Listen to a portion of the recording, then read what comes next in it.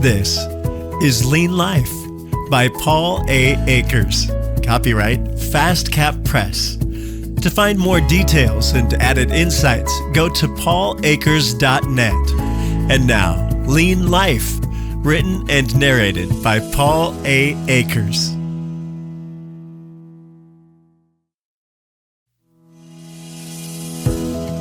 Lean Life, Doing Life Better by Paul A. Akers, Lean Maniac. Imagine you and I are driving down the road in the middle of the desert with no cell service. The radio's broken and the air conditioner doesn't work. The windows are down and there's a dog between us and we're letting it all hang out. We are both in awe of the simplicity of that moment. And we're talking about life and what it's really all about. Most people's lives are so screwed up. They are living with a fraction of the joy we should know and experience. How could life be so marginal for so many when the very meaning of the word life echoes and resounds positivity? The answer is revealed on the cover of this book. We are not using our brains. This is really what this book is all about for me. A straight up, no BS shot at fixing the main reason life can get so messed up. Make no mistakes. I've made quite a few mistakes, and I will admit them openly. The vast majority of the people that I hang with are pretty self-actualized, and generally speaking, they have their act together. Nonetheless, there's plenty of unwanted junk messing up most of our lives. If most of us were to be honest with ourselves, we are the curators of dysfunction. I promise this will not be the normal pablum. No psychobabble. I don't understand it, and it never helped me anyways. Rather, this is the perspective of an average guy who happens to be in love with lean and fixing what bugs him. So if simple and practical is your preference, you're in luck. It is for me as well. If you have a modicum of curiosity and you want to see how I do life better, then Lean Life is the right book for you. Now I'm going to go off script here. I haven't even started the first chapter, but I have to warn the listeners. I'm not politically correct, and there's not a PC bone in my body, and there's definitely nothing PC in this book. So if you're orientated towards that, you might want to stop listening right now. But for the rest of you, we're going to have a lot of fun. So welcome to Lean Life.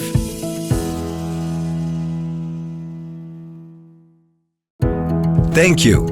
In my first book, 2 Second Lean, I was inundated by people asking the question, how did you build a culture where everyone is engaged in improving on a daily basis? Well, there was no particular person to thank for the writing of 2 Second Lean. I will thank all the great lean thinkers for their curiosity and desire to improve and learn. They are the ones that inspired me to write that book. In my second book, Lean Health, I mentioned how my great friend and Brazilian beauty Paloma challenged me to make no excuses and start writing Lean Health immediately. Just a few months after publishing Lean Health, Sarah Bailey, the wife of the witty Brit Ashley Bailey, assumed the role Paloma had taken and said in a Facebook post, "Paul, you need to write Lean Travel." Without giving me even a few seconds to digest this crazy thought, the ever-annoying Ashley also typed a few messages on Facebook saying, "Hey, no excuses, buddy. You need to get Lean Travel written and published by your birthday, May 7th. For Lean Life, my thank you goes to Nick Cosell. Funny beyond belief, a friend that is as constant as gravity, with the honesty of a 4-year-old and the insight about life that will make you laugh and cry at the same time. Thank you for setting this project in motion with that funny story about the relationship challenges that men and women are confronted with. I can never thank you enough for your deep honesty about life and for letting me be honest back to you. When I called you a lean wussy, you didn't get pissed at me. Instead, our relationship continues to get stronger. Our relationship is unvarnished, but alive with deep respect. This book happened because of your honesty and because I was honest with myself. Thank you not only for your inspiration, but also for all the other things you do, and especially your friendship. Most of the names in this book have been changed to protect the innocent and the guilty. Lastly, I'm going to thank the most unlikely thing: honesty. Honesty is imbued in my friends and the most self-actualized people in the world. I seek it. I want it, no matter how much it hurts, because it is unequivocally the path to a meaningful life. I must caution the reader, in my honesty, I do so at the cost of looking a little foolish. I am willing to wound my pride in the eyes of some of you if what I write in the pages ahead helps just one person. I have amazing friends and supporters all over the world, and we all share a few things in common. We have a passion for improving the lives of people through the power of lean thinking. Daily continuous improvement is my addiction, and I know it's yours as well. I am very lucky to call all of you my friends, and the relationships we share are the essence of life. Our goal is to do life better and plant a great big smile on the face of every human being that has breath. Life and every aspect of it should be fantastic, interesting, enlightening, challenging, hopeful, inspiring, and joyful. Yes, this is exactly how I feel about all the benefits I have gained along my lean journey. To the reader, if you read my first book, 2 Second Lean, the magic of it is that I made everything so simple. 4 points: fix what bugs you, daily 3S'ing, daily morning meeting, make quick before and after videos. And you're done. Everything else will take care of itself. There's nothing really too uncomfortable about any of those steps. If anything, it removes the pain from your life because you're not struggling anymore with clunky processes and poor communication. Lean life is an entirely different animal, and the difference is quite profound. The essence of the book can be boiled down to one simple concept: know yourself. The mechanics of doing it is quite easy. Take out a piece of paper and start writing about yourself. Who you are. What is it about your current life that needs work and doesn't bring you joy? This is the fix what bugs you for lean life. Getting your heart and emotion to do this is not so easy, and for most people this could be uncomfortable, if not a downright painful process. You might be repelled by the notion of confronting the brutal facts about your life and the parts that are less than ideal. When somebody has to really sit down and analyze why their life is screwed up, this can be a very painful process. People are not naturally going to jump to this like fixing what bugs you.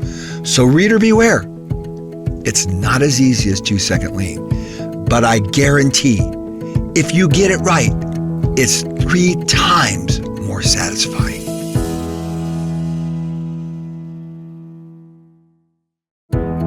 The one thing. Often when I read books, I'm not quite sure what the author's main point is. So I find myself racking my brain trying to figure out what they're trying to communicate. This can be very frustrating and time-consuming. So when I write, I want my meaning to be as clear as possible. To make it easier for my readers, I try to include a section that easily summarizes my thoughts into just one simple concept. For example, in my first book, 2 Second Lean, the goal was to teach the reader to learn to see waste and fix what bugs you. In my second book, Lean Health, I said I wanted you to treat your body like you would treat a Ferrari. In my third book, Lean Travel, I wanted to show you how to travel light with a full heart. Now in Lean Life, I discovered that the missing piece for a fantastic life, in all regards, is to know yourself. Looking at it from a manufacturing perspective, what is the point of Steve Jobs producing a smartphone if he doesn't know the customer he's making it for? I believe we think we know what we want in our life and relationships that are important to us, but in fact, most of us are simply clueless. I say this because I have witnessed vast numbers of dysfunctional lives and the relationships that comprise them from sea to shining sea. Having traveled to over 100 countries, I have had a front row seat to these dysfunctions, including my own. The question is why? Because we don't know our most important customer. We don't really know ourselves. This concept is more profound and impactful than I would have ever imagined. It is crucial that we do this with precision and accuracy in order to remove all ambiguity. There's no room for kinda sorta. You have to know yourself with total clarity. Making this the most essential work you do will almost guarantee you will have a life with deep meaning and happiness. There is so much to discover in the pages ahead, which has proven to be my greatest lean revelation. It is a lean revelation because lean principles and ideas are at the core of solving so many of the problems we all have. For example, my favorite lean principle is fix what bugs you. Basically, look at the problems that bug you about your life and see what you could do to improve them.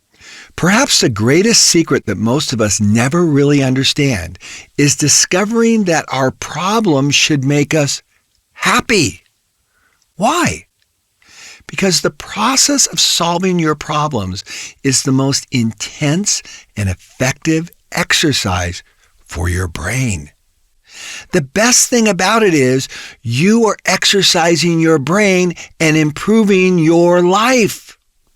My mentor and my dear friend, Mr. Amazawa, former VP of Lexus, explained it to me this way. He said, I always asked to be moved to where the worst problems were. I didn't avoid problems. I ran to them. Other people call them problems. I called them opportunities to learn.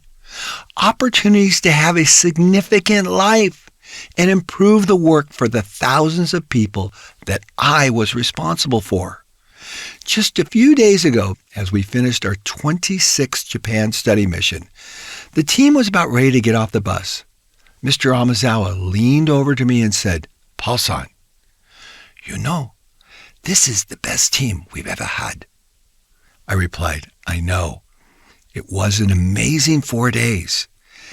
Then he gave me a pithy, life-changing thought to everyone on the bus. Be happy when problems are in front of you. They are the opportunity for you to grow. What wisdom and insight. After a long flight back home, I walked in the kitchen, and as my wife was making a coffee, she said, hey, the hot water dispenser is stuck, and the water keeps running. What immediately crossed my mind was, there's no rest for the weary.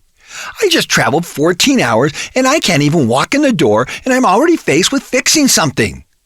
I thought, man, I'll try to fix it, but I can see this costing about $200 to replace it if I have to buy a new one. Not to mention cleaning out below the sink, getting on my back, loosening the screws, disconnecting the plumbing. A very awkward and difficult job. Just as I was about ready to start cursing, under my breath, I remembered Mr. Amazawa's words. Paul-san, be happy when you have problems. In a split second, everything changed. I put on a happy face and said, what am I going to learn about hot water dispensers today?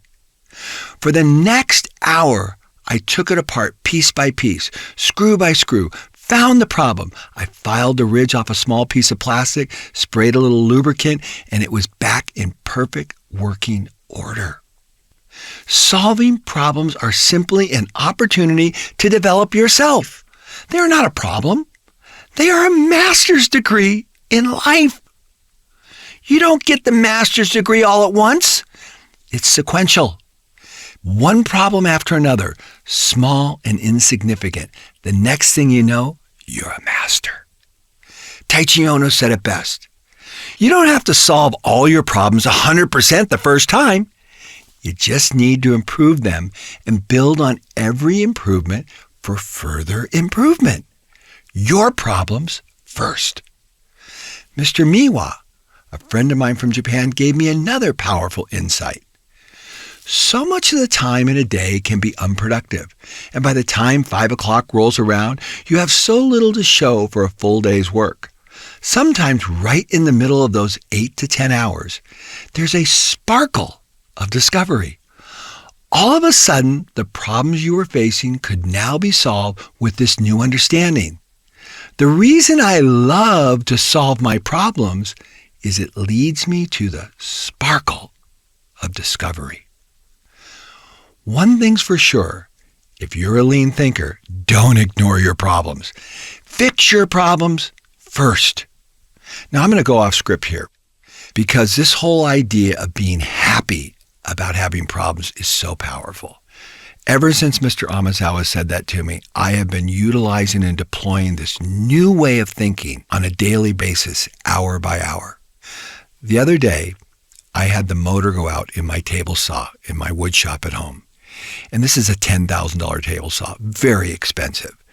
And it's brand new. And I was pissed that it went out. I ordered a new motor from the manufacturer. They sent it to me. It was the wrong one. So I had to take apart the old one, change out some of the parts with the old one onto the new one, put it in, and it blew up again. But this time, I had Mr. Amazawa in my brain. And instead of being angry, I said, I'm pretty good at electrical, but I don't know a lot about motors. But I'm going to start watching YouTube videos and I'm going to learn about phase conversion. I'm going to learn about high capacitors, low capacitors, starting capacitors, run capacitors. And I started gathering all this information and I started really understanding how this motor worked. And the whole time I was like, wow, I feel so empowered now that I know all these nuances about how a motor works. Now, if I would have done that with my old mindset, I would have been pissed that the manufacturer couldn't make it right the first time. But I took a negative and turned it into a positive because Mr. Amazawa said, be happy because you have the opportunity to learn. And to this day, that saw is still not working. And I'm still waiting for some parts. But I am happy because I understand motors at a very high level.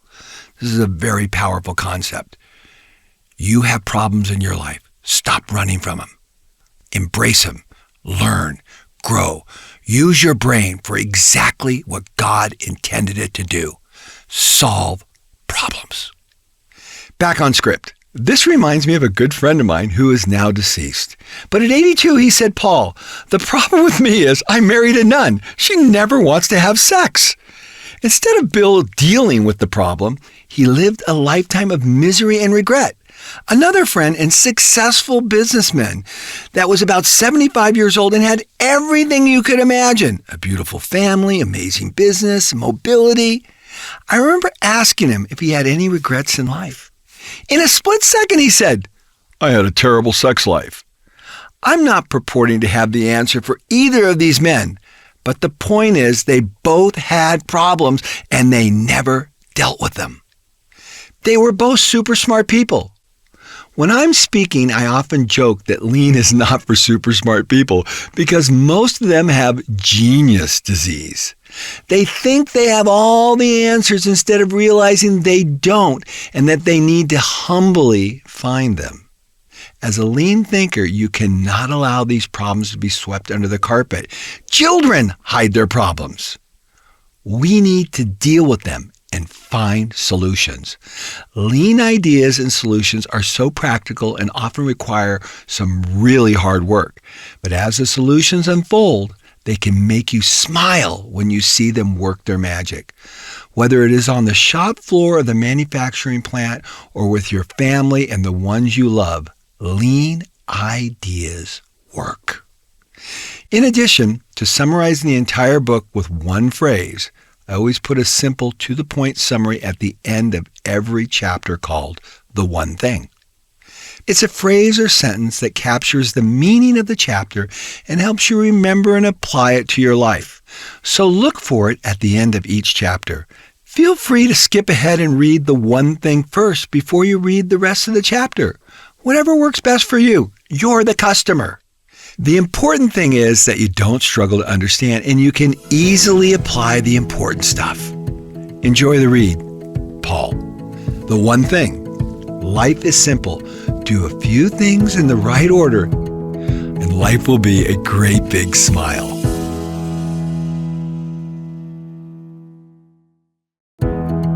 Introduction. What is lean? Perhaps the best way to answer this question is by contrasting a non-lean thinker to a lean thinker. A non-lean thinker is someone who looks at any process and says, it's good enough. They see problems and defects as inevitabilities and part of every process. A lean thinker is in pursuit of perfection. The methodology they use in this pursuit is daily continuous improvement. This single activity provides tectonic power for everyone who embraces it. They view problems and defects as the roadmap to nirvana, relentlessly chipping away at your problems every day, and heaven is on the other side. In short, are you a good enough person or a daily continuous improvement person? The answer to this question will determine the relevance of this book to you. The definition of lean is doing more with less. If you are allotted 1 hour to do something, the lean thinker will get twice as much done in half the time. Then because continuous improvement is their passion, the next time they will do it in a quarter of the time and improve the quality in the process. They do this in the strictest sense by first identifying value-added and non-value-added activity. Next, they eliminate all the non-value-added activity, which is referred to as waste. In reality, lean thinking is a really simple concept. Kindergarten simple. There are the red building blocks and there are the green building blocks. Boys and girls, we're building with the green blocks. Red blocks are waste and the green blocks are value. By eliminating the waste out of every process, you reveal the value-added activity, which is almost always a very small percentage of any process. Value-added activity is anything you do that changes or directly improves the product or desired outcome. For example, you're looking to put a screw into the drywall to hang a picture. You walk into the garage to look for the screw gun, screws, pencil, tape measure, and a stepladder. All of that is non-value-added activity because you haven't changed anything. The moment the screw starts to penetrate the drywall, that's value added, and that will take approximately 1 to 2 seconds. Most people would probably spend upwards of 5 minutes getting the tools if they were lucky. All this effort to deliver 1 or 2 seconds of value-added activity, a screw on the wall to hang the picture. In addition, you would spend another 3 to 5 minutes cleaning up and putting everything away. Of course, if you don't clean up, then you are just going to create even more non-value-added activity for future projects as you search for your misplaced tools. Yes, and of course, you will probably do a great deal to irritate the hell out of your spouse because your stuff is everywhere. Now, I'm being generous if you could hang a picture in about 8 minutes. Most of us would be lucky to get it done in 30 minutes, and I'm sure at least 1 or 2 arguments would ensue along the way. As you can see, the vast majority of the activity most of us perform every day is non-value-added activity. Plain and simple. Could you imagine having in your garage a nice little tool tote with all the basic screws, glue, hammer, screwdrivers, and essential tools neatly arranged? So all you have to do is walk into the garage, grab the tool kit, walk to the room, drive the nail or screw, and return the tool kit to its prescribed place. All of this taking only a minute or 2. This is a lean process. This is lean thinking. If you're a lean thinker, you're a long-term thinker. You're not thinking about the inconvenience of creating the tool tote. You're thinking about the benefits that the tool tote will give you over the course of your lifetime. Basically, I believe we spend a lot of the time we are allotted in this life spinning our wheels, whether it be answering emails, cleaning the bathroom, calling to make a doctor's appointment, preparing a meal, or most importantly, building and supporting the relationships with the people we love. Most of it is actually non-value-added activity. Why is so much time wasted? Therein lies the secret. You must slow down to go fast. For 99% of the people on this planet, this is totally counterintuitive. At my company, FastCap, we spend the first hour of every day cleaning, making improvements, meeting as a team before we ever work. We do this without fail, and we haven't missed for 12 years. Essentially, we are slowing down and preparing to work effectively. In the game of life, we should be executing a clear plan and a thoughtful strategy. The second something is not working, we need to slow down, stop, and ask why. One of the most notable features of the Toyota production system in lean manufacturing is something called the Ondon cord. There is a simple rope that hangs above all team members assembling the car. At any time, if the team member senses any problem, small or big, they pull the rope and it stops the entire assembly line. At this time, a light flashes red or yellow and a team lead comes running to assist the team member. The philosophy behind this practice is it is better to stop the line and not produce defects than continue on and not deal with the problem. It's a problems first mentality. If you deal with the problems now, it's more than likely you won't have to deal with them multiple times, and you eliminate tremendous amounts of non-value added activity in the future. You become a future thinker instead of a present thinker. Slow down now, and you can go faster in the future. This is the essence of this book. Slow down. Make a very careful evaluation of who you are and where you're going, and the rest will take care of itself. Lean thinking seeks to eliminate the waste most of us tolerate and create every day. It's really a pretty simple idea. Who wants to spin their wheels and have nothing to show for all your effort? Well, in the realm of everyday life and relationships, for many of us, it's time to pull the Ondon. This book charts the activity around me pulling my Ondon and what I learned when I slowed down to fix my problems. As a lean thinker, the idea of having a deep respect for people and resources is of paramount importance. However, much of our life is flitting from one mistake to the next without being reflective of the time we have wasted, let alone the physical resources. Time is a finite resource, and at age 58, I have become alarmingly aware of the passage of time. If you really want to see non-value-added activity, just think about a trip to see the doctor. Most everything that is involved is waste.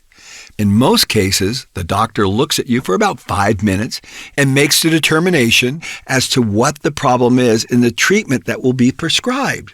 Calling to make the appointment, filling out the paperwork, giving your home address for the 100th time, sitting in the waiting room, walking into the examination office, sitting and waiting more time for the doctor to arrive, checking out, paying, then driving home is all waste. The value-added activity for going to the doctor's office is to determine what is wrong with you. That takes the doctor about 5 minutes. But to be honest, the doctor probably knew that within 60 seconds of speaking with you. Here is a quick and very humorous example. Just recently, I got a comprehensive physical, and the doctor was reviewing all my blood work and the results line by line. When he got to my prostate score, the doctor showed me the results. I asked the doctor, what do I need to do to lower that or get a more favorable score? Without even a moment's hesitation, he looked at me, flashed a grin from ear to ear and said, use it. No, I'm not going to tell you what my score is. A quick review of the 8 wastes. All of these wastes can generally be found in most everything we do. In essence, waste is robbing you of your valuable time on this earth. Worse yet, it almost always adds complexity while simultaneously sucking the joy and happiness right out of you. You might as well jump on the proverbial hamster wheel because you're spinning round and round getting nowhere. If you really want to be on the cutting edge and be remarkable in everything you do, consider applying it to your daily life. The thoughtful individual that becomes keenly aware of these wastes and can spot them at the drop of a hat has the greatest shot at having a very effective and satisfying life. Here are the 8 wastes regarding relationships as explained to me by my good friend LJ. Number 1, overproduction. I piss my wife off because I'm not really listening very closely to her, and she overproduces a bunch of negative emotions. Number 2, transportation. She transports those to every room of the house, and it doesn't matter where I go, she finds me in the garage and tells me what a bum I am. Number 3, inventory. She holds them in inventory for the next week and a half, and it's a real pain in the ass. Number 4, defects. I try to console her and explain to her why I screwed up so badly, but that only makes it worse. Now I'm a double asshole. Number 5, over-processing. I jump in the car and try to figure out where I could possibly buy something, flowers, candy, chocolate, candles, anything to get me out of the doghouse. Number 6, motion. I suck at wrapping gifts. It takes me 4 times longer to wrap the gift that my wife would have done in 30 seconds. Number 7, waiting. My woodworking project has now been on hold for over 3 days while I try to fix my screw-up. And number 8, unused human potential. My wife has always been convinced of my unused potential, but now I'm even convinced of it. Nothing but red blocks. So in case you were wondering how the 8 wastes might possibly apply to your home life and your relationships, I hope it is now abundantly clear. And Greg retorted to me, my sound engineer, as I was reading this, he said, and this is LJ's story, right? It's not yours. I said, Greg, it's every man's story. And Greg chuckled and laughed. I know nothing. Back on script. There are 3 more concepts we must understand. Murai is the Japanese word which means burden or to be heavily weighted down. This is often seen in relationships when we buy too much stuff and create financial stress. In addition, we then have too many things that require our attention to manage. It is important to note that we created this burden ourselves and invited Murai to come home and live with us. Mura is the Japanese word for unevenness. When things go up and down, which could easily manifest itself in emotional tension, which produces voluminous amounts of the 8 wastes. We see this when the man doesn't pick up his socks or underwear, causing the spouse to go into orbit, and that's not a heavenly orbit. The value-added activity was the 4 seconds it would have taken him to pick up after himself in respect for his wife. The thinking man would have remained in the lover role and not thrust his wife back and forth between the roles of lover, maid, and mother. Lots of unevenness and lots of waste. The lack of a 4-second act of consistency and respect on the man's part produced an afternoon of tension and attitude. Muda is the Japanese word for waste. If you have burden and unevenness in your relationships, you're going to have mountains of muda or waste. Instead of having a relationship filled with joy and tenderness, you might as well be the producer, director, and actor of a daily show. I am amazed at the applications of lean to the typical relationships. When you see what we've done and you see how it applies, it's almost hard to believe the parallels. For me personally, I find this very interesting because I'm lucky enough to have significant financial success. I could have just about anything I desire. I went down the path of having a lot in great abundance.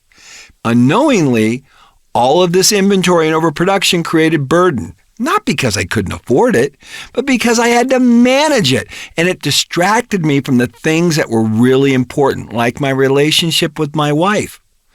Because my eyes were off the ball managing all my stuff, Murai moved in with all the burden of managing and keeping track of these things. I then further complicated my life by shifting a lot of this responsibility to my wife. So now she was also burdened by Murai, moving in with her. Now we all had sufficient burden, making sure the cars, the planes, the quads were all registered and in compliance, the houses, taxes, and insurance payments were all being paid, and on and on and on. Combine that with running a growing business, that didn't leave much time to relax and have a latte at Starbucks together. That consciously or subconsciously aggravated both of us because we were tired, out of time, and before long, Mura moved in with all its volatility and unevenness.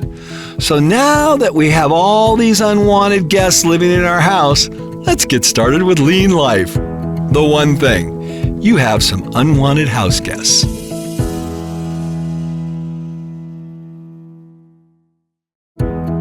Chapter 1, Big Concepts About a Lean Life. At the outset, there are a few things you should know about this book. The problem. Most people squander life.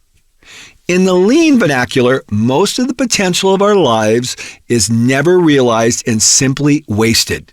Solution. Know yourself and experience the holy triad. These two ideas are the main points in this book. Never fear. You will learn all about how to know yourself and the holy triad in short order. I promise these two ideas will be easy to understand, but very few will actually apply them because it requires you to fundamentally change the way you live and think. It is not enough just to think lean thoughts. You must convert hundreds of lean thoughts into tangible actions that will teach you what works and what doesn't in the course of a week. In writing this book, I'm working on 3 distinct improvements in my life. First, my posture, standing up straight and not slumping. Mr. Amazawa and I were walking down the streets in Japan, and he said, "Paul, posture, shisei." I immediately began to work on improving my stance. I also took before and after photographs of myself to see how badly I was hunched over. Now when I walk, I am repeating to myself the words posture, with Mr. Amazawa's distinct Japanese accent ringing in my head. Secondly, I'm trying to eat more slowly. I am transitioning to eating with chopsticks, and it takes at least 30 to 40 minutes for every meal. The target is to enjoy my food more, and it's working fantastic. Third, shaving more precisely and not leaving any little straggling hairs around. It's working great. I am always looking with a magnifying mirror around my nose to make sure I've done a more precise job. In addition, I've switched to using coconut oil for the shaving cream, which works much better and gives me a much smoother and more comfortable shave. This book documents how I have applied the concepts of lean thinking to deliver more for less to every aspect of my life. I wrote this book to coalesce my ideas into one simple document about my lean life experiences and what I've learned. I also wrote this book wishing that I had this information in my early 20s, just starting out on life's profound journey. I wish I knew then what I know now. Wow, would my life be different today? My life is great by most accounts, but my regret is I wasted my power years between my 20s and 40s. I wasted those years because I didn't understand the simple and profound concept of muda. I thought muda or waste was just part of life instead of something that required my keen attention to eliminate it and derive the maximum yield from everything I did. I could have done so much more with a fraction of the time, effort, and struggle and money. I'm going to go off script here. I learned something really profound when I was in Japan working with Toyota. I learned that Toyota considers the years between the 20s and 50s as the power years. These are the most important years of a person's life. And Toyota believes that when a young person comes to work for them, that they have given Toyota these power years, and they have entrusted these most important years to Toyota. And Toyota feels a deep sense of obligation to make sure that those years between the 20s and 50s are significant and that the work is meaningful and that they contribute to the development of this human being's life because these are the important years. This is a powerful concept. So if you're in your power years and you're reading this book, you're in luck. If you're not, and you're past your power years, don't be discouraged. You still have plenty of time in the second chapter of your life to get it right. That's what happened to me. But man, if I would have known this in my 20s, I cannot imagine where I'd be today. Back on script. Honestly, I have what most people regard as the important stuff down cold. A good education, hard work, great investments. I read and learn like a crazy man. I counsel with wise people and am intensely focused. I did all the right stuff, including taking calculated risks and winning much more than losing. I equate my life's journey to driving a Ferrari with the potential of 200 plus miles per hour and instead going the speed limit during the first 40 years of my life.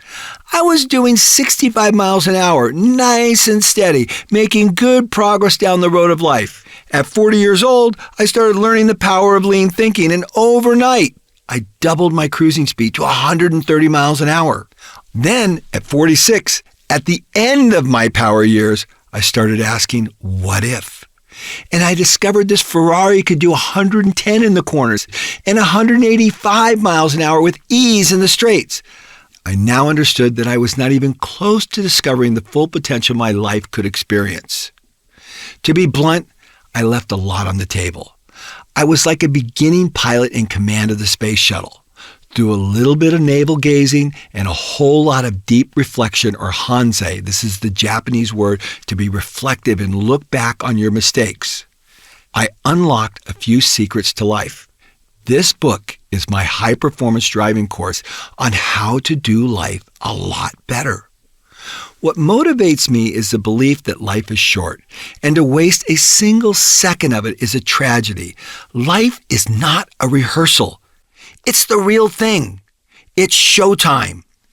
Just today, as I was finishing up the final edits on this book, I heard another outrageous story from a friend of mine. The wife loves to travel, but the husband hates to travel. They're both 80 years old now, and the wife has deep regrets because her dream of traveling the world was never fulfilled. Why? Because she never understood the power of problem solving through the eyes of a lean thinker. I beg you, go live your life with no regrets. Solve your problems. There is a way. I believe that most people find happiness when they feel like their life is improving. Conversely, people are filled with multiplying points of unhappiness when their life is stagnating. I have yet to find a single example in my life where this is not the case. If you agree with this concept, wouldn't it make sense to apply continuous improvement and lean thinking to every aspect of your life? This is a very simple statement, but worthy of your close consideration. Productivity equals a sense of well-being. Hyperproductivity equals a hyper sense of well-being. Serious personal improvement in all areas of your life equals crazy happiness. I believe that lean thinking is natural for about 2% of the population. Those 2% of the people are never satisfied, intensely curious about everything, and have a strong predilection to action. These people also have two other distinct characteristics. First, when they learn of their folly, they get really pissed, and they focus their efforts on relentlessly improving their shortcomings. They are weakness-oriented. Focusing on your strengths is a popular fallacy, but it's the weakness mindset that delivers the extraordinary results. If you fit this description, then you will probably enjoy my musings about a lean life. Secondly, they understand that life is all math. The universe is made up of trillions of math formulas. 1 + 1 = 2. If you are selfish, you will get exactly that, yourself. And you will statistically probably live a lonely life. If you focus on giving and enriching other people's lives, you will have a rich and meaningful life, surrounded by caring and thoughtful people. If you eat 2,200 calories a day as an average male, you will be trim the rest of your life. No, you are not a special exception to the laws of thermodynamics. Life is all math. So what is a lean life? When people realize they are the masters of their circumstances, they stop with the BS excuses and get really honest. They take the limited resource known as life and apply a lot of deep thinking to it. Next, they add in deliberateness, a few power processes, total resolve, and create an extraordinary life. The one thing, your brain. Use it and enjoy spectacular results.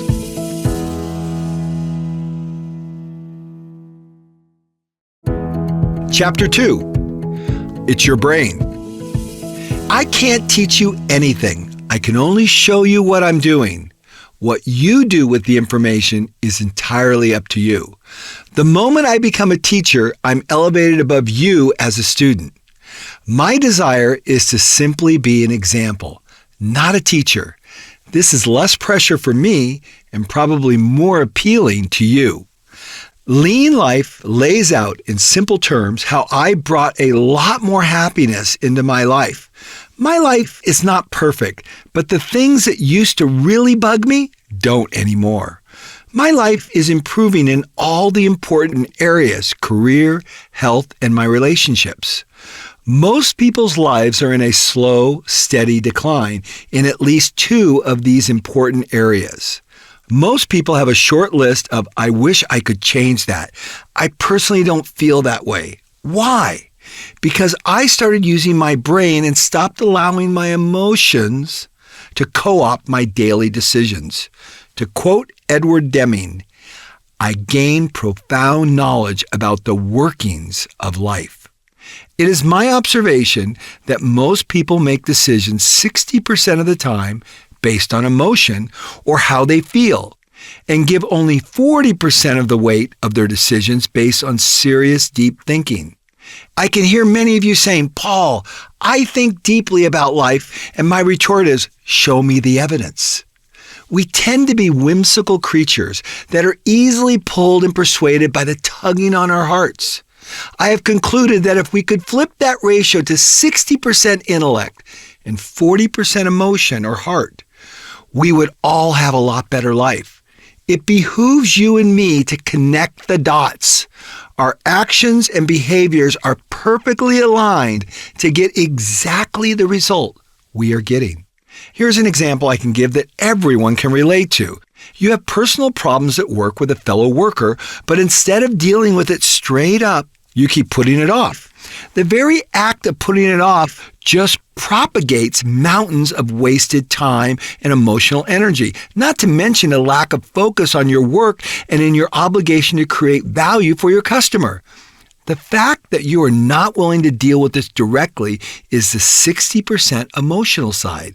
Your emotions are in the driver's seat. You're certainly not thinking long-term about the issues, and you're definitely not using your brain. If you don't deal with it now, it's just going to get worse, and you know it. If your brain was in the driver's seat or the 60% position, you would deal with it now because you know that in the long term, the outcome would be more favorable than just ignoring it. I can hear you saying, but Paul, it's hard. To that, I would say, struggling throughout your life and being perpetually frustrated is much harder. For the record, I am one of the most passionate people you could meet. I infuse passion and emotion into everything I endeavor. What I don't do is allow my emotions to make the decisions, but rather they empower my thoughtful decisions with life and energy. There is one quote that my good friend and mentor Norman Bodak shared with me that encapsulates the whole idea of taking control of your brain to the benefit of your life. The mind is a terrible master, but a wonderful servant.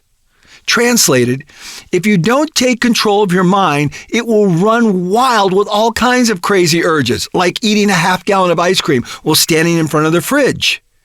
It's up to each of us to tame and harness our brain so it effectively serves us. Lean supports freedom and intense creativity. I can hear the critics. Paul, you're a machine. You're too structured. Do you ever chill and take a break? When everything is always so structured, where does spontaneity and creativity fit?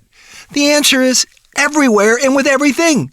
It's all these processes that support my amazing life that allows me to have total freedom, because I don't struggle with all the common things that most people struggle with. I'm not running around with my hair on fire, and my life doesn't resemble a soap opera. My business runs smoothly. My employees are extremely well trained. My house is immaculate. My closets are clean. My tools are in order. When I go to wash my car, there's an entire car washing station that has been set up so I never am looking for anything, and it's total joy. As an example, this car washing station has been part of my continuous improvement project for over 8 years. I have literally made hundreds of improvements to it. It just keeps getting better. Every time I use it, I enjoy it that much more. I have the freedom to blow with the wind to any place at any time, and I do. My thoughtfulness about all of life's details allow me to not be bogged down in all the mundane routines of life. I have the freedom to be hyper-creative and spontaneous. Just last year, I visited 30 countries and did 2 Ironman triathlons and countless other adventures. I'm going to go off script here.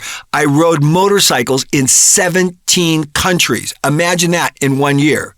Recently, in an interview I did with David Allen, author of Getting Things Done, David made a profound comment that I'll never forget. You can't make a mess in a mess. When David said that, I was kind of startled. I said, "What do you mean by that?" But then I realized what he was actually saying. If you're in a messy environment, you're struggling with the process of that mess. Where's my tool? Where's this? Where did I put that? I can't remember that. Oh, what about this? So instead of your mind being free to think abstract thoughts, creative thoughts, crazy thoughts, you're bogged down in just the mechanics of doing work. But what David's saying is, when you have no mess and the mechanics are all in order, you have total freedom in your mind to think creatively.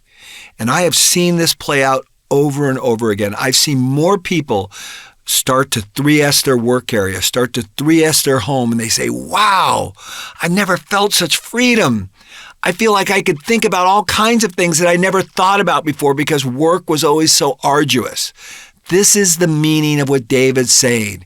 You can't make a mess in a mess. When things are in total order, you have total freedom. All the processes I have improved and continue to improve to this day give me freedom and allow for hyper-creativity because I have learned to be thoughtful about all the small things. So let's get on with doing life better. The one thing. First brain, then emotion.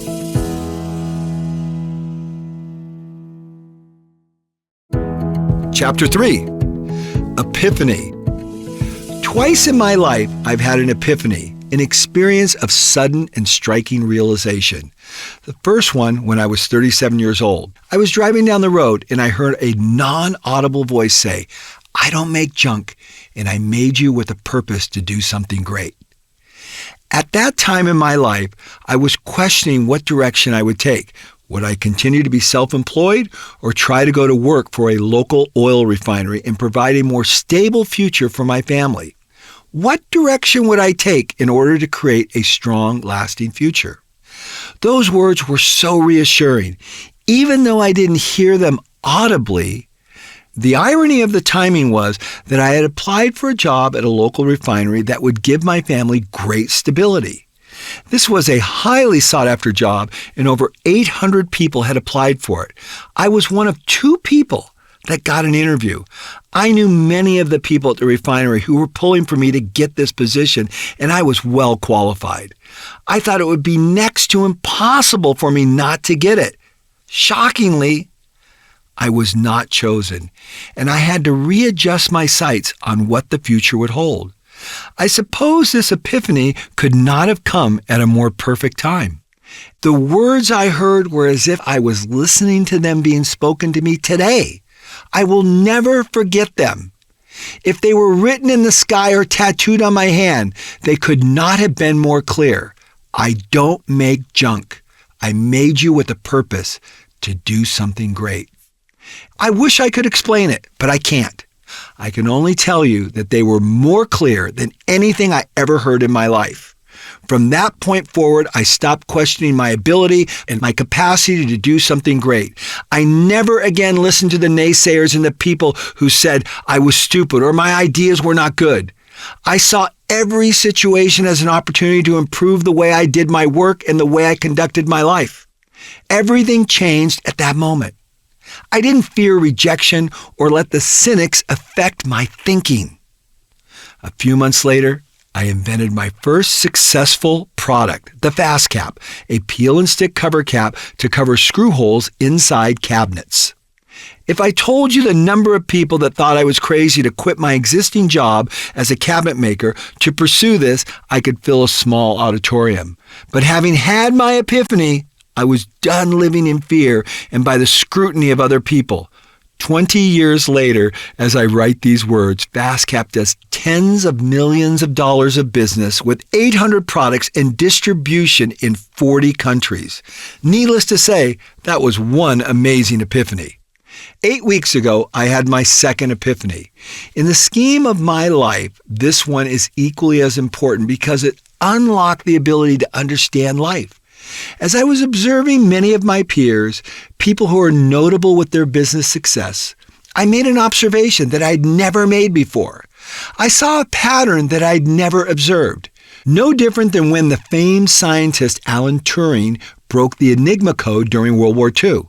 I felt like I broke the code in order for me to understand life in a much simpler format than Turing, but equally as important in my little world. Most men with reasonable ambition have built a successful business or career. However, the vast majority of these men did it by neglecting their health and relationships. Most men of reasonable ambition could be categorized in one of the following images. Number 1, successful career, overweight, unhappy. Number 2, successful career, sick, and miserable. Number 3, successful career, unhealthy and frustrated. Number 4, successful career, obese and defeated. Feel free to mix and match the last two categories any way you want. But as far as I see it, I'm going off script, this pretty much sums it up for most men. There are very few men, and I can tell you I've met very few in my entire life that have all three of the holy triad in line. Successful, incredible career, incredible health, and incredible relationships. Back on script. It was rare to see a man who was at the peak of his career or business acumen and also fit with remarkable health. It was even more unusual to see this individual have remarkable relationships. Remember, I'm not talking about good. I'm talking about great. In his landmark book, Good to Great, Jim Collins makes an interesting observation, and I will paraphrase. The difference between good and great is massive, but it does not require a significant increase in effort or time. It does require a deep understanding of how things work, and that requires deep thinking. It is not as though you have to expend 50% more energy to attain great health and have great relationships, but you do need to spend 50% more time to make sure you have deep understanding. You do need to spend 50% more time in some upfront planning and developing a system to support excellence and eradicate mediocrity. The beautiful thing is when you invest this time up front, the payback is compounding because happiness begets more happiness and misery more misery. It's long-term thinking at its best. The relentless pursuit of quality, a super high-quality life, a life that is improving in the most important areas rather than a slow decline. Could this be the Holy Grail? The triad of excellence, the three legs of life? If individuals could find excellence in their career, their health, and relationships, I could see life's flywheel spinning with the least amount of effort and the greatest outcome. I have observed that most men and women let the superpower of this triad elude them their whole life.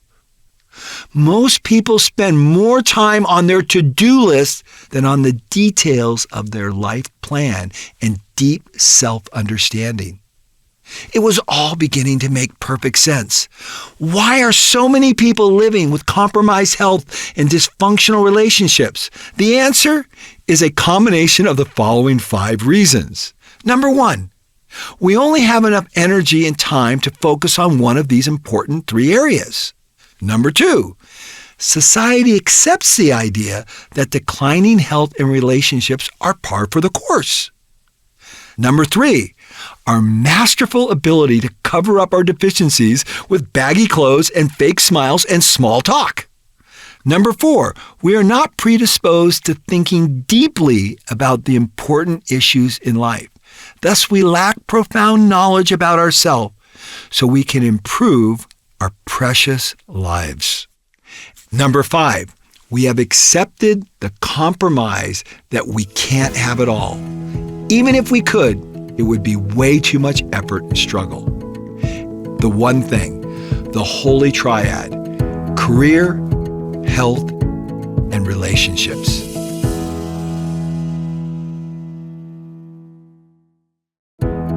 Chapter 4, Exercise this muscle. Our society does not put a high premium on educating ourselves on the processes that are imperative to have great health and great relationships. In essence, our peers are ready to give us a mulligan. Perhaps most of us expect a mulligan since we have dumbed down our expectations regarding the game of life.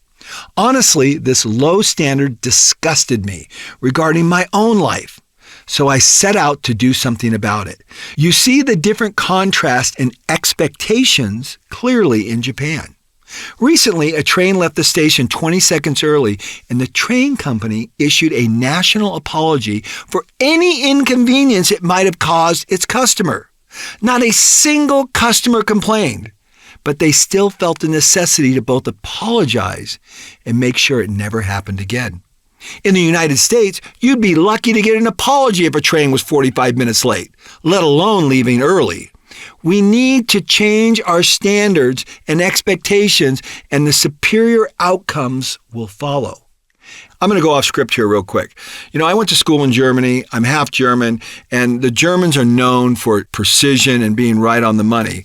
And a couple things happened to me just recently. When I was in Germany at the Global Lean Leadership Summit, I had to take the high-speed ICE train into Vindic. And I couldn't believe it, but the train was, like 40 minutes late. And then the local train was late by another 15 minutes. And then when I went home, I had to catch the local train and it was 30 minutes late. And then another train was 20 minutes late.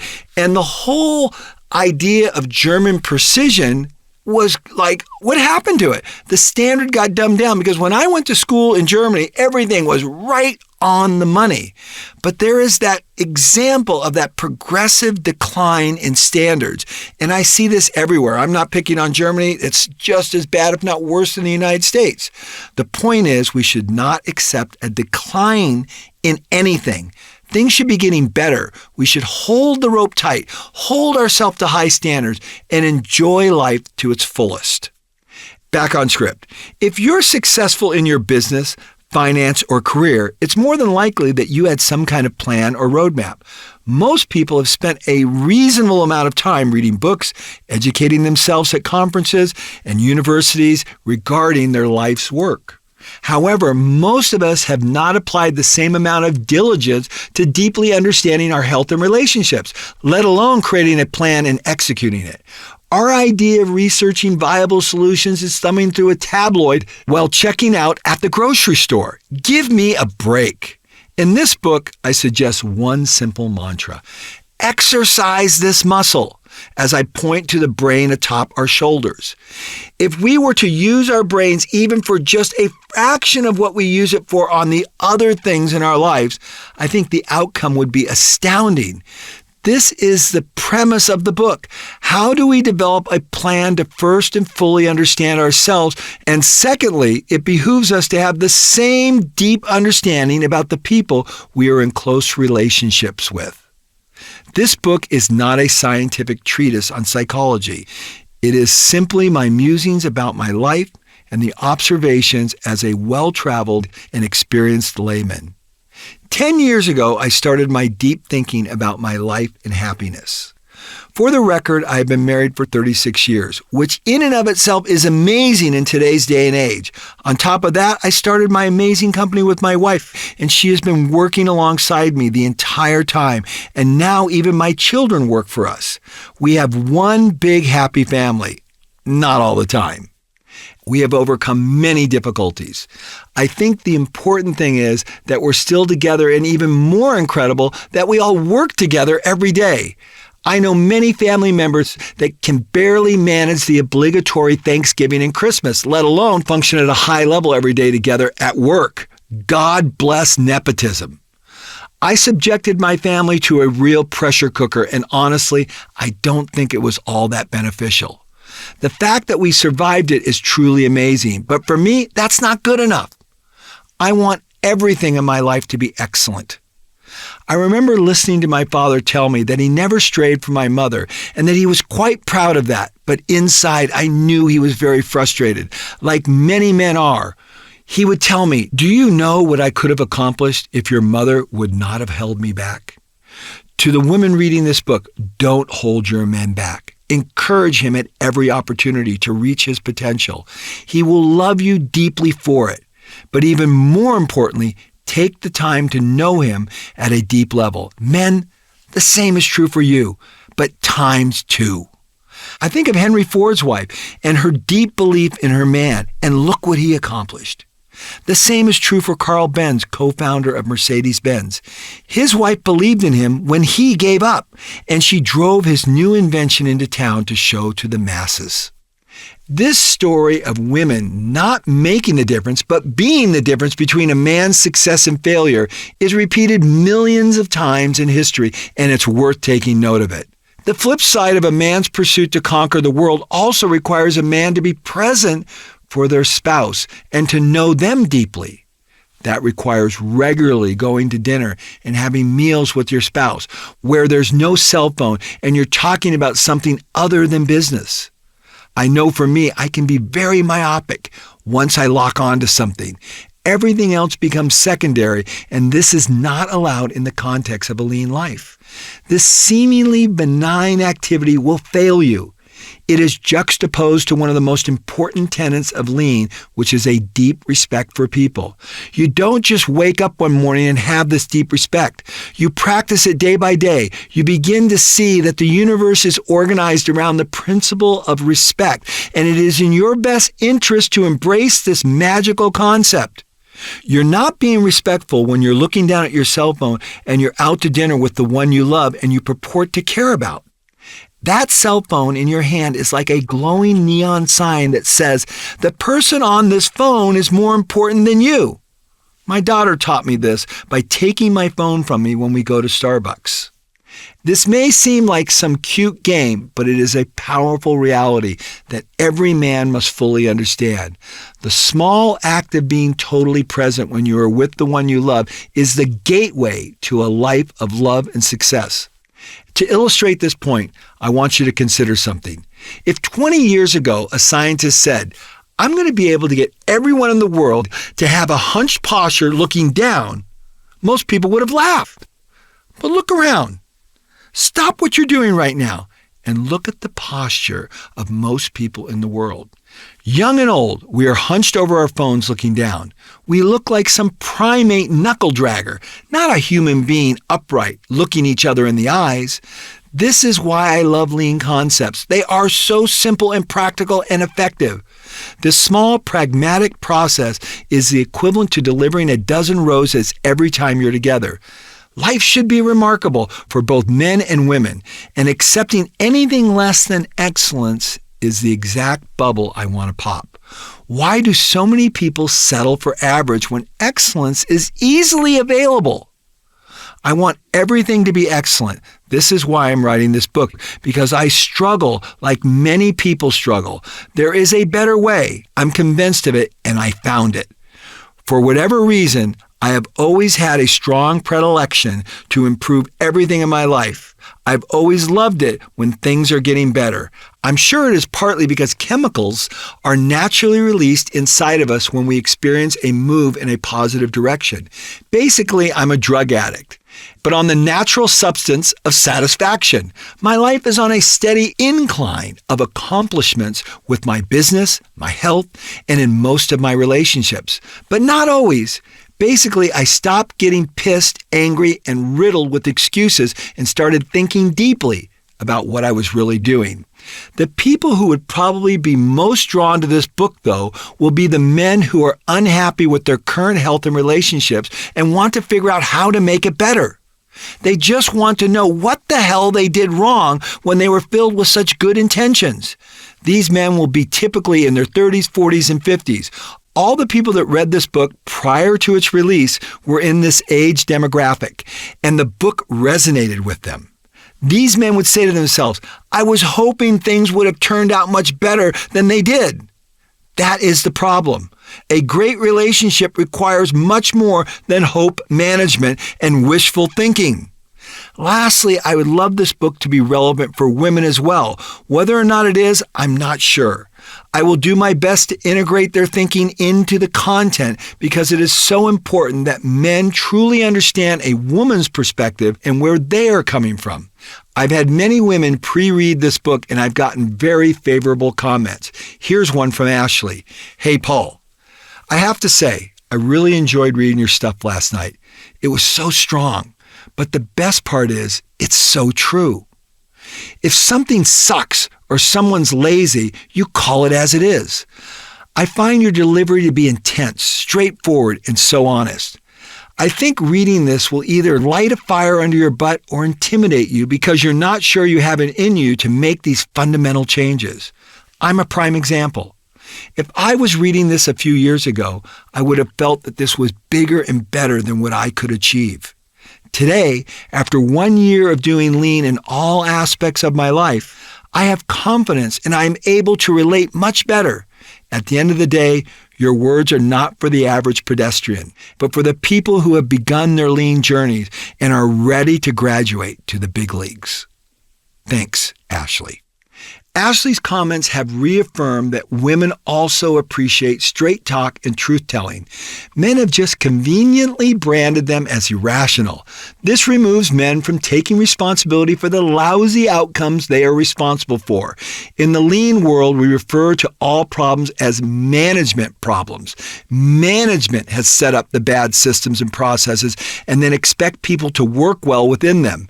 In a relationship setting, more often than not, the man is leading and more dominant and as a result has more responsibility. Off script. I told you it wasn't going to be politically correct. Back on script. At the end of the day, this book is a work in process. I'm sure shortly after I publish it and people begin to read it, I will learn much more about how to have a great life in all aspects, including relationships. That's okay, because I'm all about continuous improvement. It doesn't have to be perfect. Our lives just need to be moving in the direction of improvement.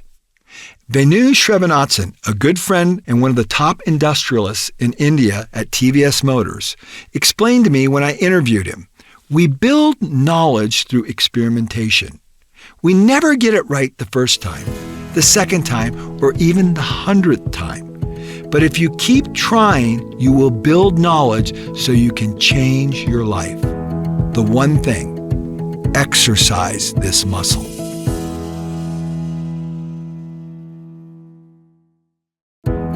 Chapter 5, Weakness-Oriented.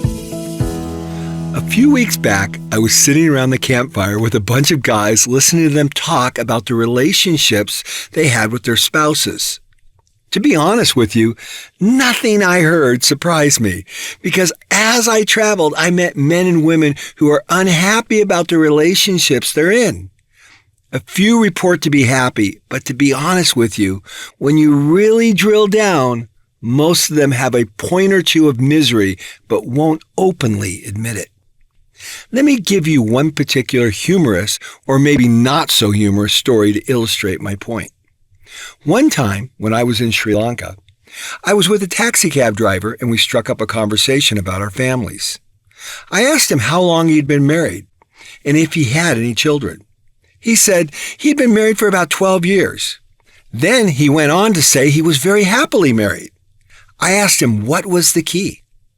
He retorted back that he had 2 girlfriends, one in the city where we were in at the time and one in the city that we'd be traveling to. I sat there slack-jawed. What the hell? He said, my wife doesn't like to have sex, so I can't take it, so I had to outsource it. Wow. Talk about speechless. Honestly, that about describes what I have found as I interviewed men around the world. Most will not say it out loud, but it is exactly how they feel. If you think this book is going to be about the fact that men are not getting it, you're wrong. It's only a small part of it. What I discovered is not complicated or difficult to understand, but it is revealing. I made a discovery after observing and talking with hundreds of men and women in over 100 countries. Most people are deeply frustrated about something in their life. These people cut across all religions and demographics, from super rich to poor, Muslim, Buddhist, Christians, Jewish, Hindu, agnostics, atheists, newly married, New Agers, you name it. Money or religion appear to have very little impact on the facts. Believe me, I'd love to report differently, but it's just not what I've experienced. I remember when I was on a family vacation in Mexico about 10 years ago. We all piled into a van, and our driver's name was Angel. Before long, we struck up a conversation with him, and my wife asked, Angel, are you married? He flipped down his visor and said, this is a picture of my wife. She's married, but I'm not. I'd love to tell you that we Christians got it figured out more than anyone else, but the answer is we don't. I can regale you with story after story of close family members and close friends who are Christians that are more dysfunctional within their relationships than I care to admit.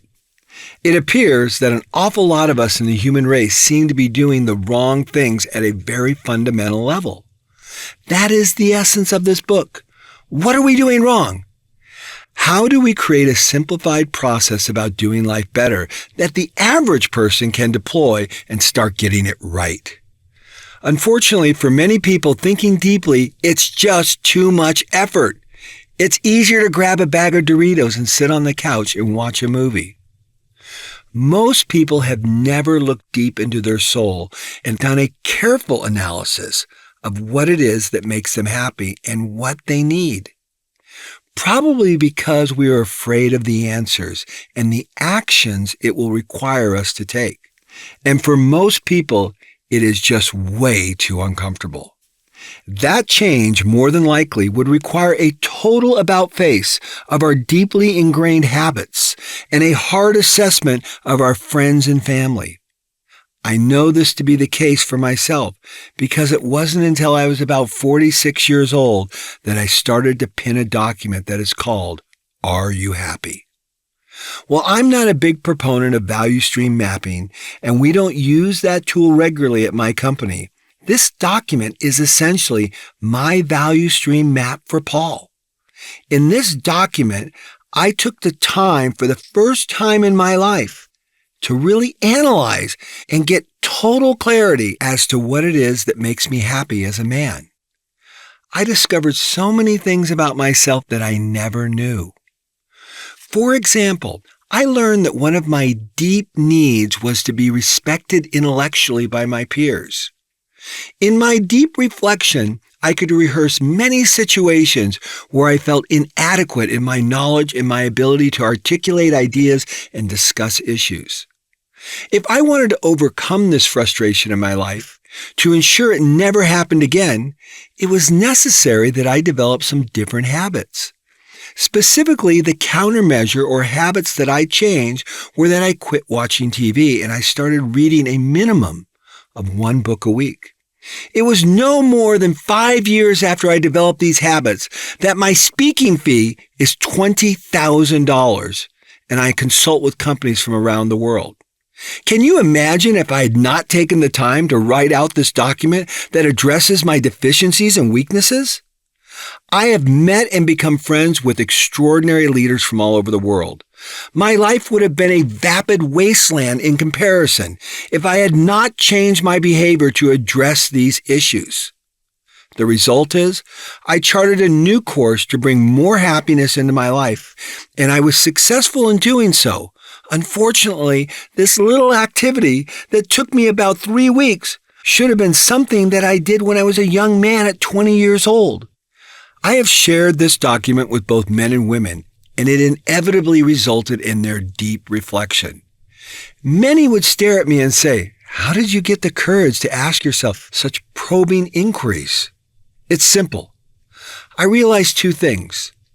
First, the alternative of doing nothing and reliving the same dissatisfaction day after day had zero appeal. Secondly, I understood that if I looked deep into my psyche to answer these uncomfortable questions, it would give me the power and insight to bring lasting change. The first question I asked was not what would make me happy, but rather, what was it that made me unhappy? I focused on my weakness or deficiencies. The result was I gained total clarity on what made me tick. Next, I laid out what I needed to do on a daily basis to correct those weaknesses.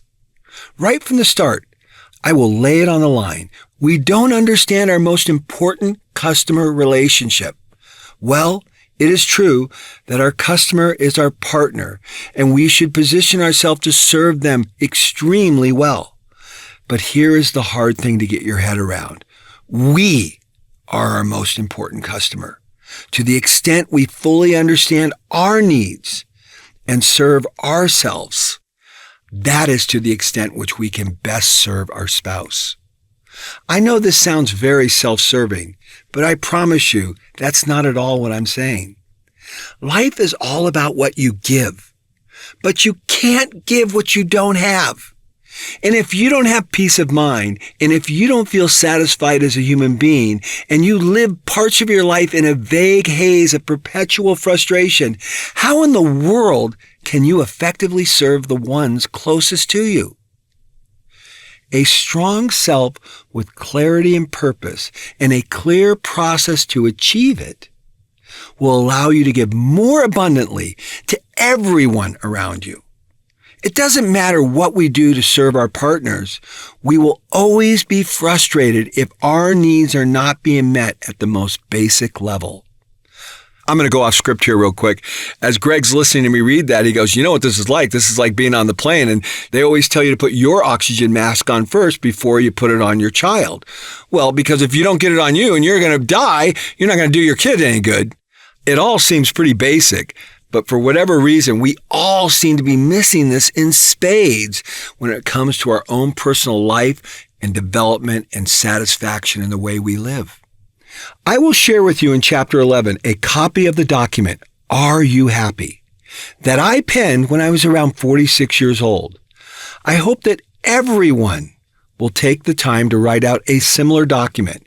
In doing so, you will gain clarity and an effective process to dramatically improve your life and your relationships. If you can't wait, feel free to skip ahead. Now I'm going to go off script here. Chapter 11 is the most important chapter in this book. Why? Because it is the genesis of this book. It is how I figured out who I was and what made me happy.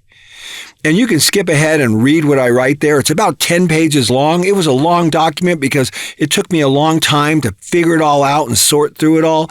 But I go over all those details in Chapter 11. But the point of this is that unless you are willing to write down in black and white with ink and pen, you will miss the power of this book. It is the writing of what you're thinking that will generate the clarity and allow you to develop the processes to improve the quality of your life dramatically. This is the essence of lean life in Chapter 11. Don't miss this point. Don't think, oh, well, I don't need to do this. Every person I know who has gone through this process and penned this document, Are You Happy?, for themselves, has experienced radical transformation in their life. And every person I know who I've shared this information with and has not done it, still is stuck in vagueness and perpetual frustration. It is the writing of the words that will reveal to you who you are and what you need to do. Back on script. It is essential that every human being takes a deep dive into their soul.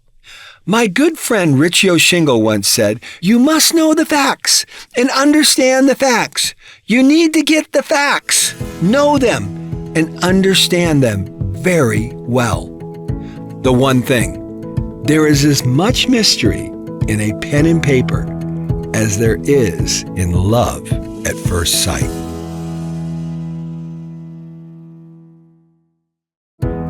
Chapter 6, The Superpower of Respect. As I interviewed men and discovered what it is that really makes us tick, I discovered that men often project a tough exterior, and what they really want and often are missing and longing for is a deep emotional connection. As I interviewed women and discovered what they really wanted, I was equally surprised. My hope here is that women and men might gain a little more clarity on what it is that makes us tick. One of my most revealing answers came to me when I was interviewing a woman friend of mine named Jan. Jan is 70 years old and a very well put together woman. You can tell that when Jan was in her prime, she was probably pretty hot. Oh, there I go off script again. That wasn't very politically correct, was it? Well, the bottom line is, Jan is stunningly beautiful at 70, and I'm sure she was stunningly beautiful when she was younger too. What can I say? It's the facts. Back on script. I asked her, what is it you want in a man? What is the most important thing a man can give her? Her answer surprised me. I am somewhat familiar with women saying, I want them to treat me like a princess and have only eyes for me. But Jan's answer was different than any I have ever heard before. She said, respect. I was surprised because this is a typical answer I would get from a man, but I had never heard that from a woman. The interesting thing is that her third husband of about 5 years also looked at me surprised at the answer. I asked her to explain. Jan said she first got married right out of high school and had 3 children. That marriage only lasted about 5 years. Jan then met a wealthy man who was at the top of the social ladder in the city where she lived. In the beginning, for the first 2 years, things were fine. But before long, Jan felt like none of her ideas mattered, and she was little more than arm candy to her husband, who was 20 years her senior. After 5 years of marriage, they divorced, and Jan was on her own, again as a single mom with 3 kids to raise. Jan did the textbook answer to what I think the answer is to all great relationships. She hit a lean life grand slam.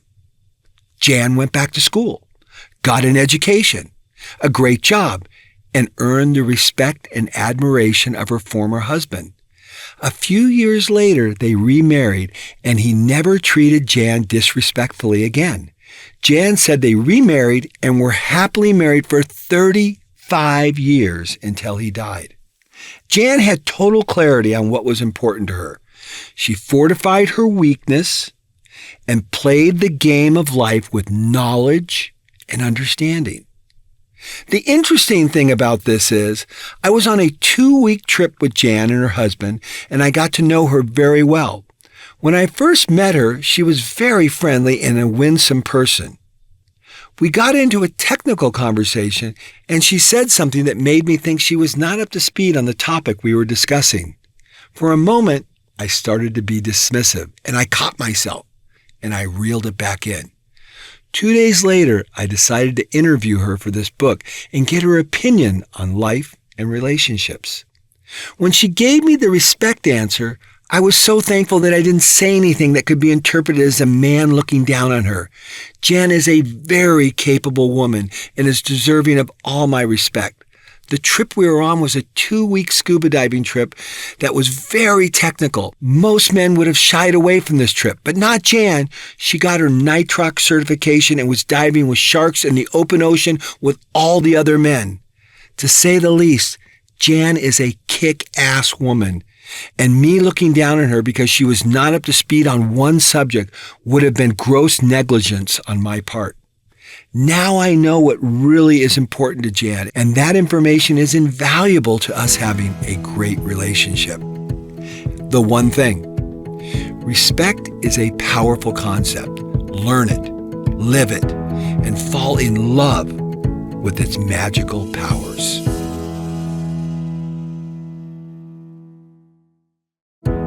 Chapter 7, The Life Factory. I am a self-admitted linear thinker. Logic works for me, and the thoughtful process of lean thinking has served me well in my business, at home, and in my personal life. At the same time, so you don't think I'm a machine, I'm also a musician, songwriter, artist, and I consider myself tilted heavily on the artistic side. I am very passionate, and I approach everything with great enthusiasm. It really never occurred to me that a manufacturing process could be applied to my life, let alone my relationships. So here goes one of my boldest experiments. We are all on the shop floor building our life. A few of us have been producing mountains of defects, and many elements from our health to our relationships resemble a car that is running on 5 cylinders when it's a 454 V8. The muffler has been tied up with baling wire, and 3 out of the 4 tires are flat. Just like the car I described, our relationships are running, but they certainly are not the first car most would choose to go out for a good time in, let alone a long cross-country trip. These life cars need some serious work. The people making them have been poorly trained and have literally been thrown onto the manufacturing line. Hey, there's some parts, now go figure it out. After putting together this new jalopy, they're expected to drive it for a lifetime. This is akin to putting someone with a beginner's driver's license into a Ferrari on the start line of a Formula One race. Needless to say, the outcome would be disastrous at best. Another way of looking at it may be a little more comical. The way we choose our mates is sometimes almost ridiculous, even ludicrous, when you really stop to think about it. Wow, that girl is cute. She's got a nice rack, nice legs, pretty smile. She's friendly. Hey, buddy, you better look under the hood. There's a lot more to it than that. It turns out the electrical system was made by the English. The drivetrain was made by the Italians. The loan department was managed by the Greeks. Efficiency standards were designed by the Americans. And the cost of maintenance is closely aligned to an expensive German car.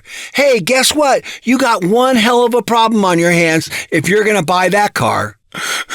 Talk about politically incorrect. That was about the most politically incorrect thing anybody could ever say, but it's the truth. Back on script. Guaranteed, there's a lot more to it than looks, a pretty smile, and great humor. There are other things that are just as important. For starters, the first thing men should do is carefully evaluate her mother. Girls, take a close look at the father, and particularly how the father relates to the mother. If either of you ignore these points, you will do it to your own peril.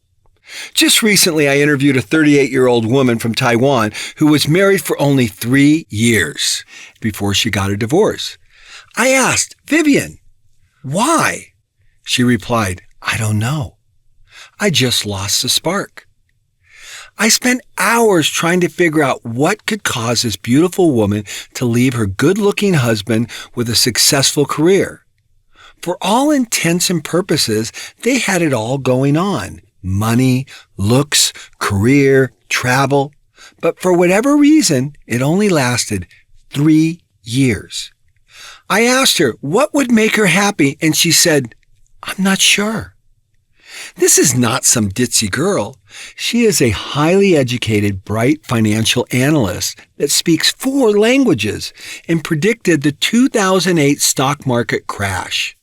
How could seemingly smart, educated people not be able to answer this simple question? This really lies at the crux of the issue. We really don't know ourselves. Being the persistent person I am, I continued to ask Vivian at some point if she could tell me what went wrong.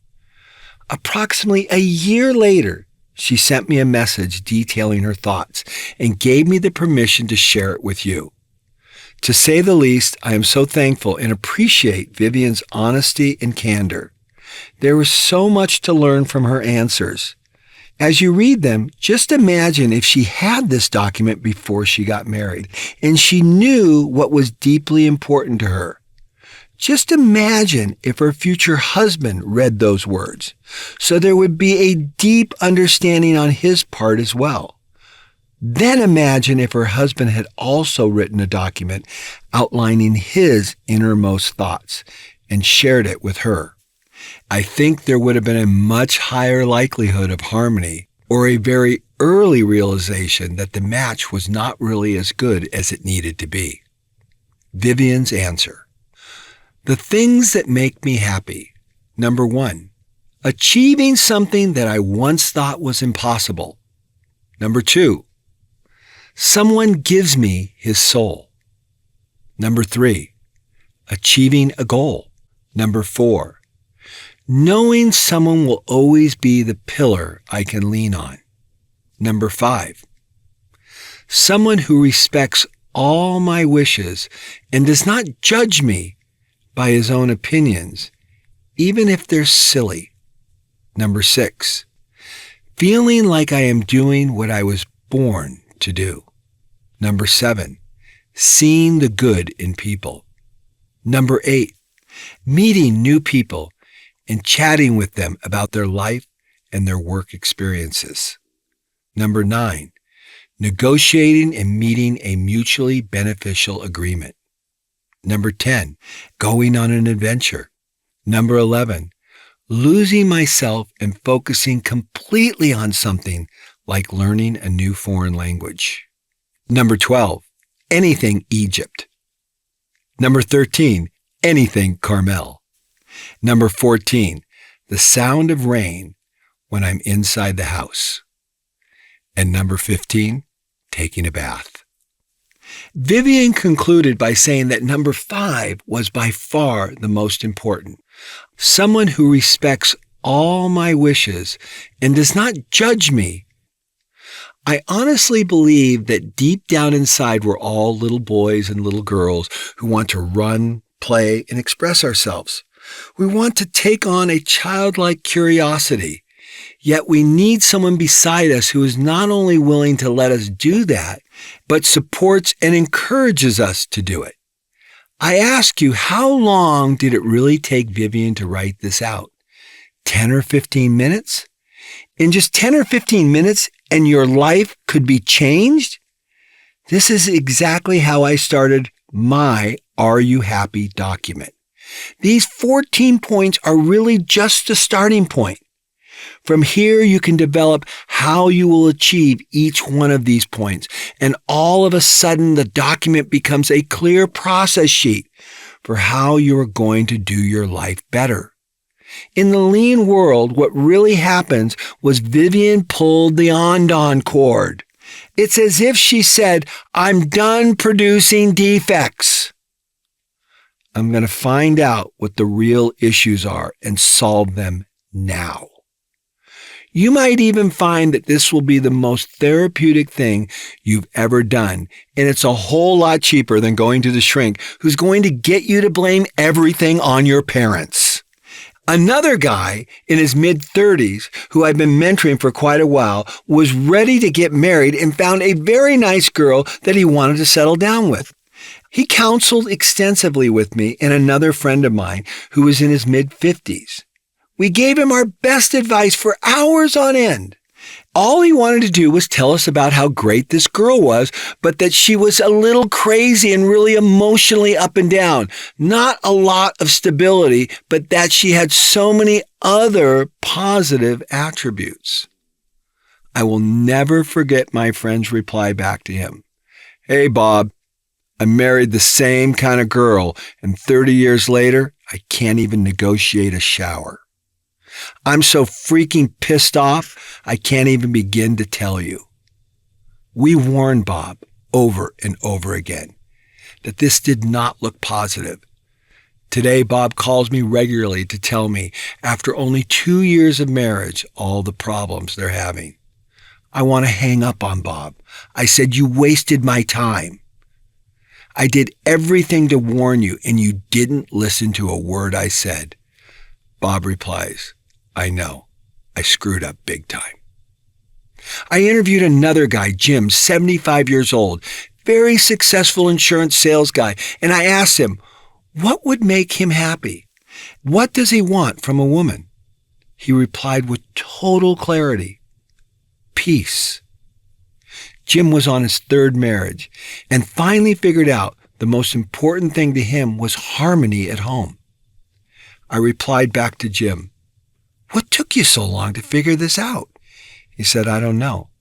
I just never thought about it till now. Newsflash. Start thinking about it, and thinking about it a lot. You need to make sure you know what it is that will make you happy. And you need to make extra sure that you marry someone who is closely aligned with what it is you value. It's ironic in the lean world we use the value stream map and spend time mapping out the whole value for the customer, but we never ask ourselves what is of real value for us. I have come to learn that it is one of the most important things that we put it down on paper in black and white.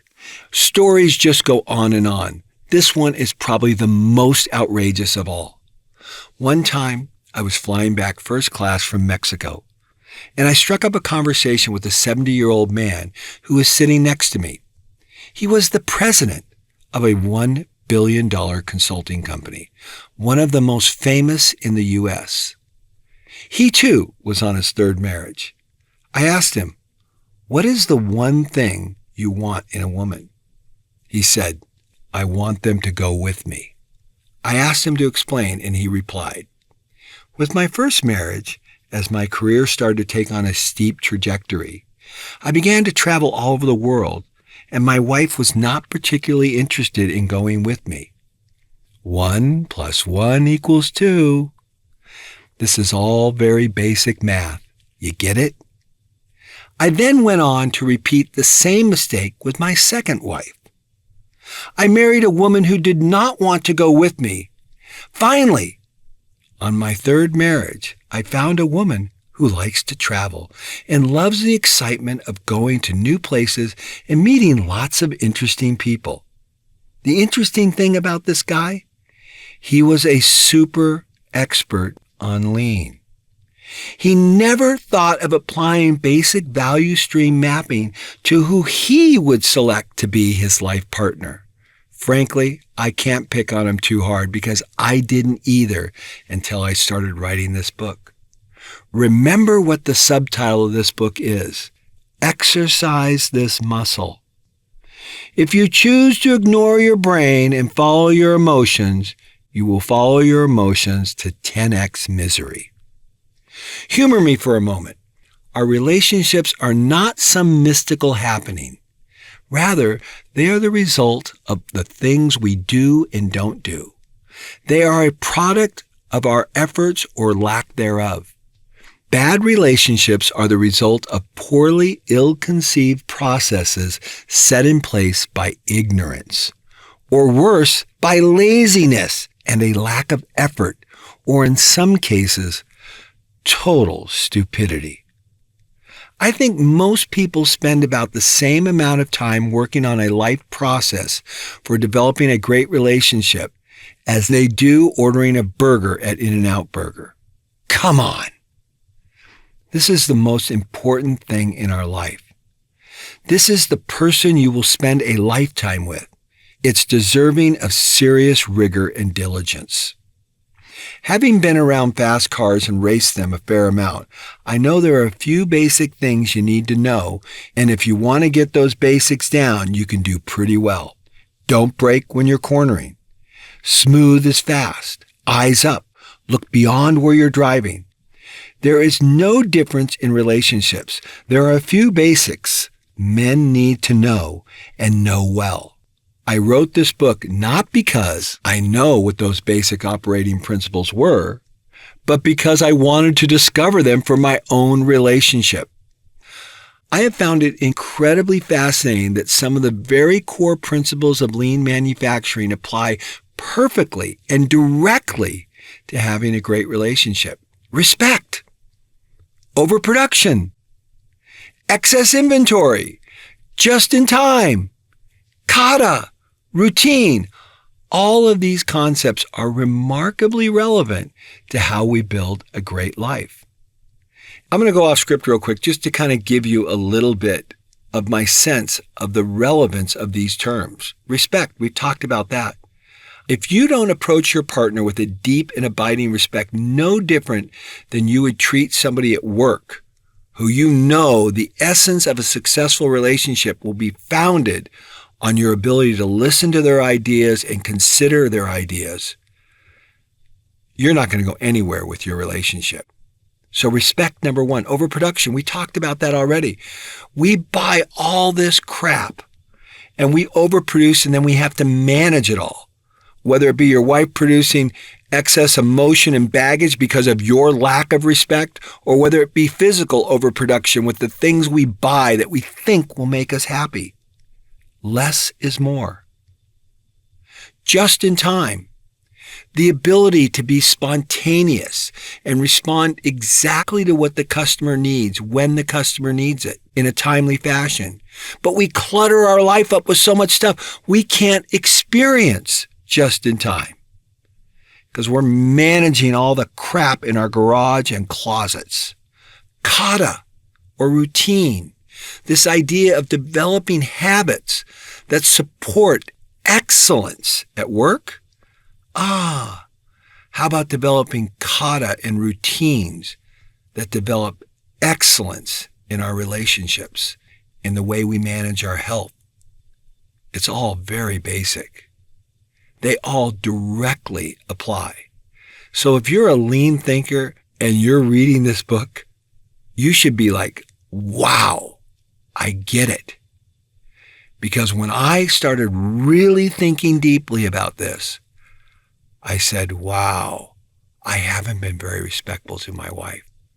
Matter of fact, I've been a real idiot to my wife. I treat the people at work with more respect than I treat my wife. I treat the people at work with more respect than I treat my children.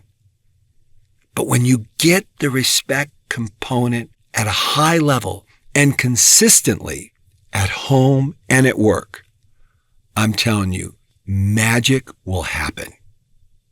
Back on script. Frankly, it's not that the Toyota production system or lean manufacturing is the greatest business management concept in the world. It's great because it obeys the laws of nature. When someone understands the basic physics, mathematics, and science and leverages them to better serve you, it's hard to ignore their benefits. Lean thinking is simply having respect for the laws of nature. You can dismiss, disregard, marginalize the workings of the universe, but the laws of nature are the laws of nature, and it makes a lot more sense to understand them than it does to pretend they don't exist. Unfortunately, like many men, I have been pretty good at ignoring nature. It appears by our actions that many of us have thought it's easier to be thick-headed about how to treat a woman and build a great relationship. Like many men, I dismiss females as highly emotional, irrational partners who require genius-level knowledge and the same heads-up attention of a highly trained pilot flying a 747 with all its complex knobs, buttons, and computer screens. Oh, What's happening now? If your position from the outset is that you screwed up and you want to learn and improve, then maybe my words might be helpful. I haven't even finished writing the book, and I've learned so much about myself and life. It is making my head spin. I just wish I had this insight when I was 18.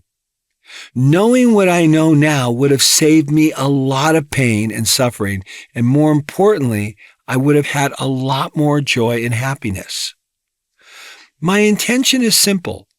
How can we have a super happy and fulfilling life in all regards? The answer is know yourself. I find it interesting that when I teach people about how to do lean, the first thing they want to do is always point out all the waste in somebody else's department. I always say to them, forget about everyone else. You have enough waste in your own life for 10 lifetimes. In the very same way, our first priority is first know yourself and develop processes that support our most important needs. What so many of us do is ignore the source of the problem, which is ourself, and try to fix somebody else. Caution, this will never work. Your waste, your problems first. This is not intended to be a scientific approach. Rather, it is just a regular guy asking some tough questions and getting some surprising answers. As in all my books, I try to identify first the value and the non-value added activity. I also do my best to identify those things which are waste and do not add value to the desired outcome. One of the two pillars of lean manufacturing is respect for people. If at any point you don't respect your partner, you're going to die a slow death. Disrespect is the number one non-value-added activity, and you will pay dearly and proportionally for your escapades. On the other hand, if you get the respect component right, you're going to have a very good life. I have a very simple but cogent analogy for you to fully understand respect. In my second book, Lean Health, I said all you need to do is treat your body like a Ferrari. You would never put anything in a Ferrari that wasn't absolutely the best fuel. If you do the same thing with the way you fuel your body, you'd have a fantastic outcome, and this would be treating your body with deep respect. In lean life, I think we need to do the same thing. We need to treat our partner with a deep and abiding respect. And the way I've come to understand this is by visualizing my partner as a Ferrari. If I had one, I would treat it with deep and abiding respect. I would be very careful never to get into the car with muddy boots or greasy hands. I would always make sure it was polished to perfection. It would never be damaged by a careless door ding. If you think of your partner, the one you love dearly, in the same fashion, you would never say anything harsh or treat her flippantly. She's your Ferrari. You need to cherish her in the very same way. A friend of mine, Thomas, read this chapter before it was published and felt that this point was particularly helpful. He said, Paul, I have a very good relationship with my wife, Jenny. But I don't think I treat her like a Ferrari, maybe more like a Toyota Corolla. Jenny is very reliable, very dependable, and I think maybe I take her for granted, and I don't have that specialness that you talk about when you refer to treating the one you love like a Ferrari. Honestly, Thomas's retort made me pause and realize I think I treat my wife like a Toyota Corolla too. I think I would have avoided a lot of pain and trouble if I would have had a deep and abiding protective respect for my wife. Bottom line, our mates become familiar to us, and we become a little flippant and careless. My good friend Christine told me something that I've never been able to forget. She said, Paul, never hurt a woman. They never fully heal. When I think of the words Christine spoke to me, I think of them in the context of taking a hammer to my beautiful Ferrari. I would never do that. But essentially, isn't that what we do to our partners when we blow up or talk down to them? We say things that we should never say. I am guilty as anyone of doing this. But now that I have this paradigm shift, it is helping me to think more clearly about what I've really done in the past and what I'm going to do from here on out. Treat the ones you love like a prized Ferrari. The one thing. First, know yourself.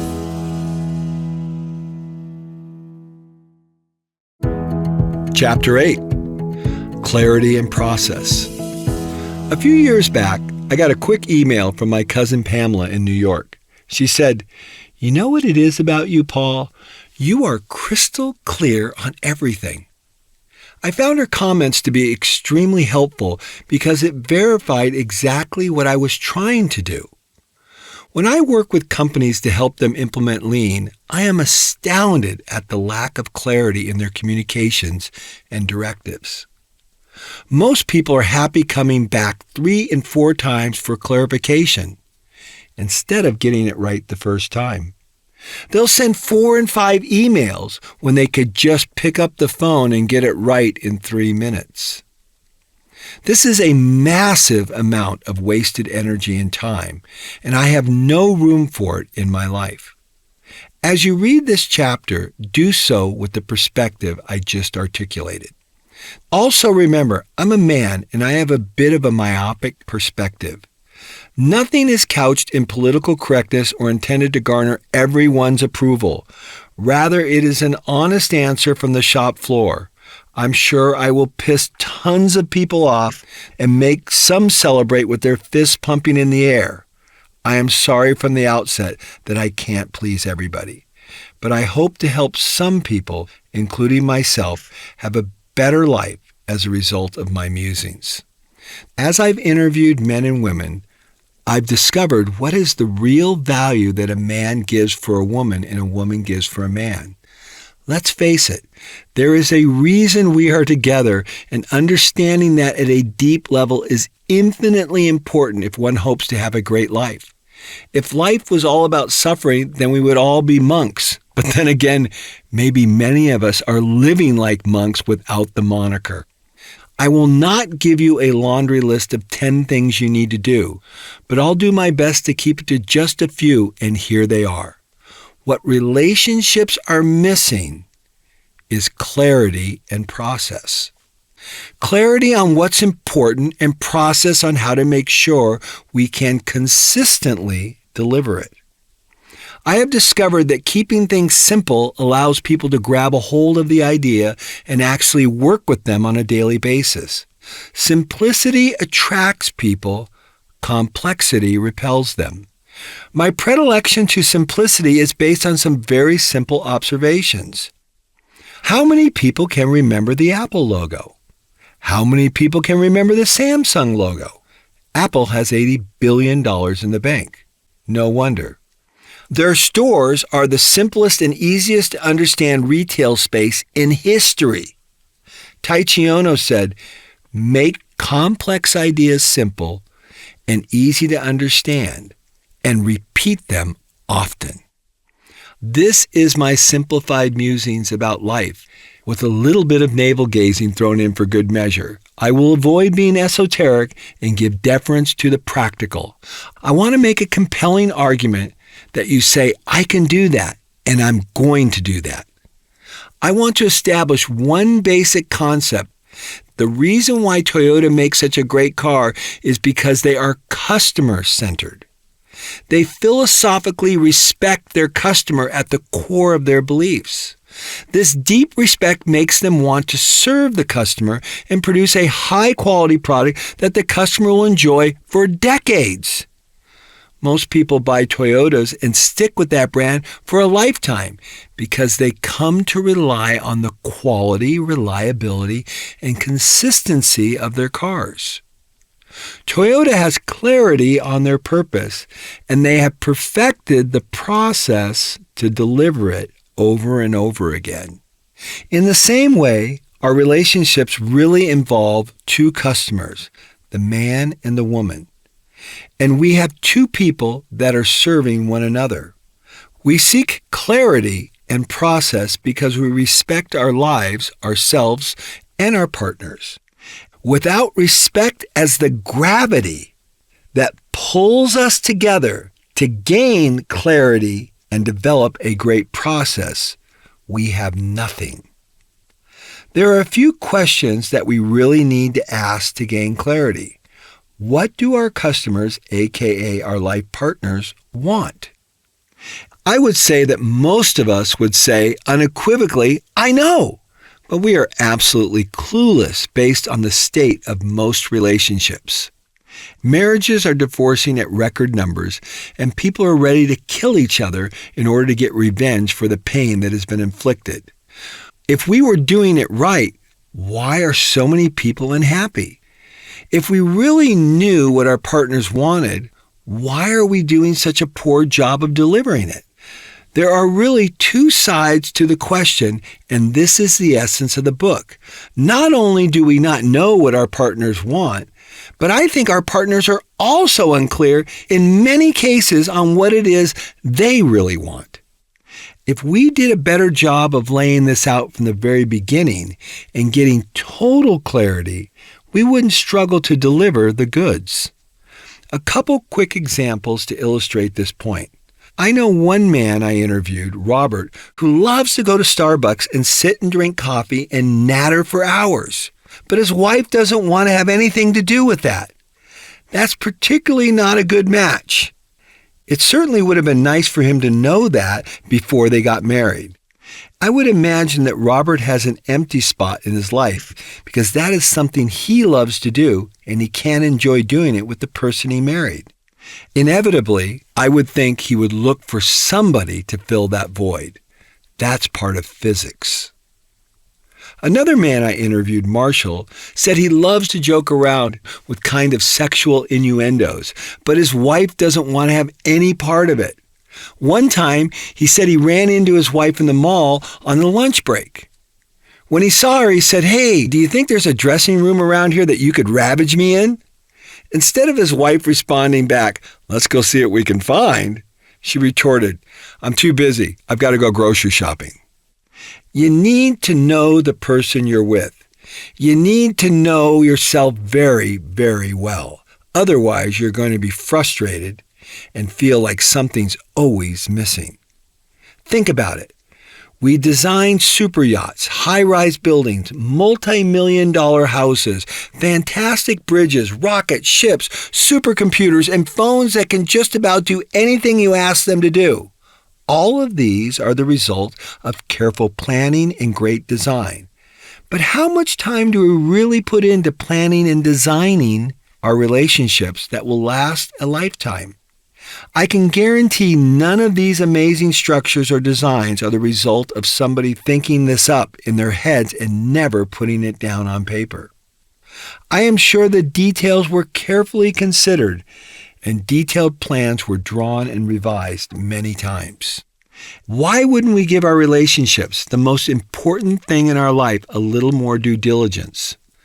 I will tell you what I think. It's because most people think it would be sacrosanct to apply your logic and intelligence to the so-called mystery of life.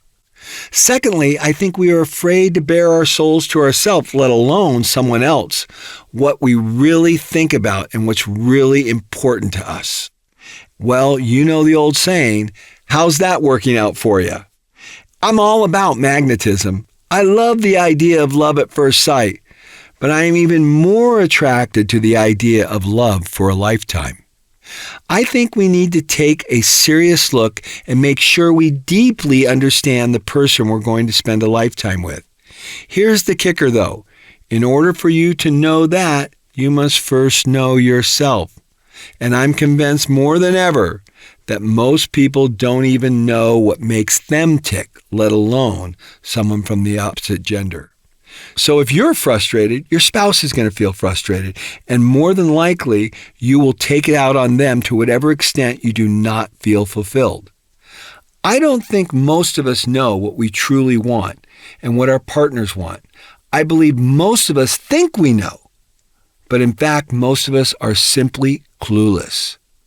The interesting thing about this is, in my first book, 2 Second Lean, it was the discovery that I was clueless about the way I was running my business that put me on the path to operational excellence. Prior to this discovery, I appeared to be a very successful businessman, but compared to the best companies in the world, I was clueless. For the love of God, I think it's time we all show a little more curiosity. So what's it going to be? A lifetime of marginal relationships or great relationships? Are you tired of stacking up more red blocks in your life than green ones? It was confronting the brutal facts that allowed me to turn my company around and build it into a world-class organization. So it is my conclusion that confronting the brutal facts about who we are and what we need is the key. Taking an honest deep dive into our soul will allow us to experience fulfilling and meaningful relationships at the highest level. Like anything in life, a great process that is clear and easy to understand will produce a favorable result. When it comes to relationships, I think clarity is a rarity, and anything that resembles a process is considered heresy in respect to relationships. The one thing, there is as much mystery in pencil and paper as there is in love at first sight.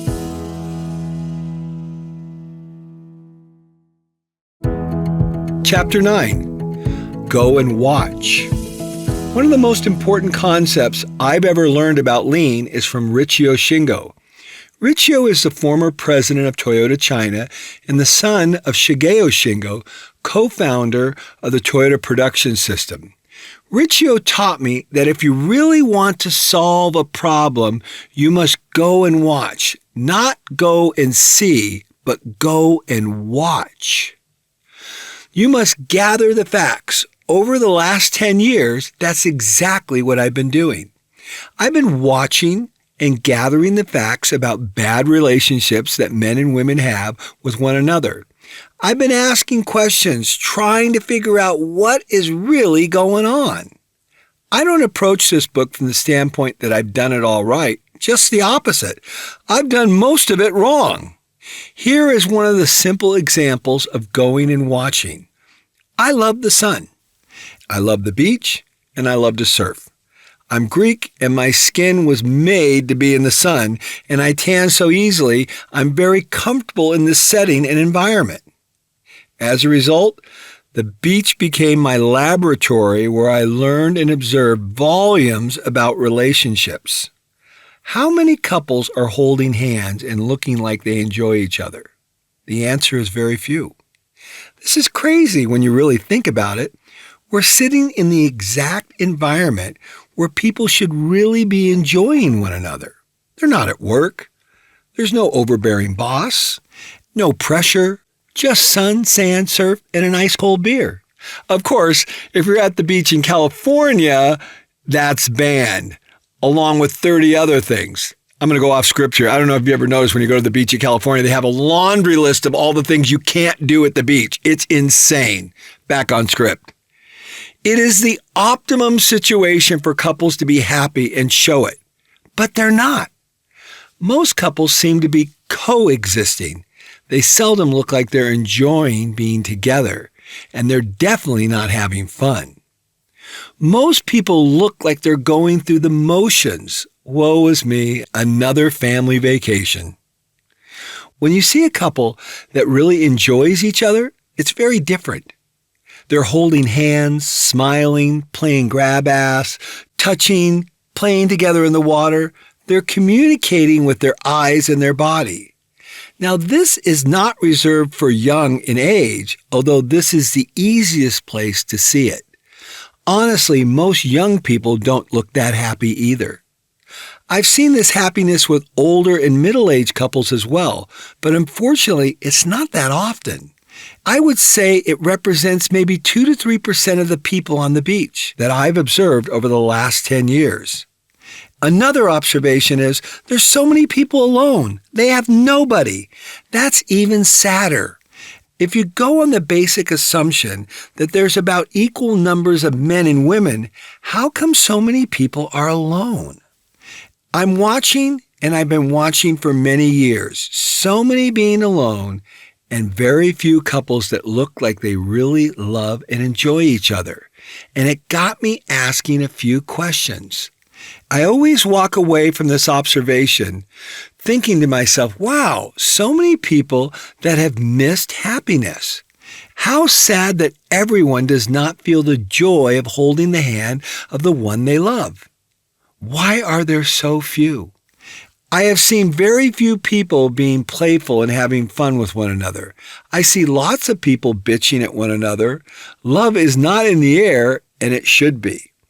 I think that we are designed to love each other overtly for a lifetime. I have seen it, but not often. Just like the production of a super high quality car that will last decades. I think the same thing applies to relationships. There is a formula or a clear process that stands a higher likelihood of producing a high-quality relationship that will last a lifetime and be filled with joy, happiness, and satisfaction. There are plenty of car manufacturers that are making average quality. For the first 5 years, things are good. Then everything starts to break and it's time to sell it before the cost of maintaining it becomes too expensive. Think about it. The analogy is so bang on. Can you say trade in, new model, upgrade, latest and greatest? I have an intense desire to finally get it right. So I think it's time I put my thoughts on paper. Lean is simply the idea of doing things with the maximum effectiveness. If you want to build a car, look at the way Toyota builds one. They do it more effectively with less defects than anyone else in the world. If you want to live life effectively, consider applying the simple principles of lean thinking to the way you live. Perhaps you might have a more desirable outcome. I know it looks risky to apply business principles to the concept of life, but I promise you, I think you will be shocked at how awesome a concept this is. The process in a nutshell: know yourself on paper, number 1. Number 2, know the people you love on paper. Number 3, review these at least once a week. Number 4, evaluate your efforts and continuously improve them. Number 5, repeat for a lifetime and never be tempted to stop. So this is the essence of lean life. I've taken 90 pages to describe all the ins and outs of where I'm coming from in 5 quick bullet points. I basically laid out the whole thing for you.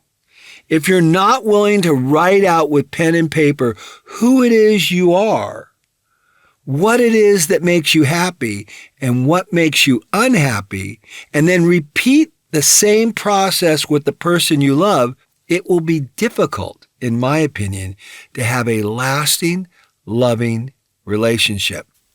The reason why is because it's difficult to please someone when you really don't know what makes them tick.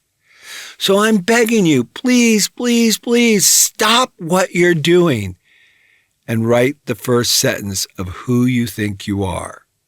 Every day, add a little bit more to the document. The next key is to read and reread this document with regularity over the course of your lifetime. This simple process will help you and the ones you love build a lasting, loving relationship. Why?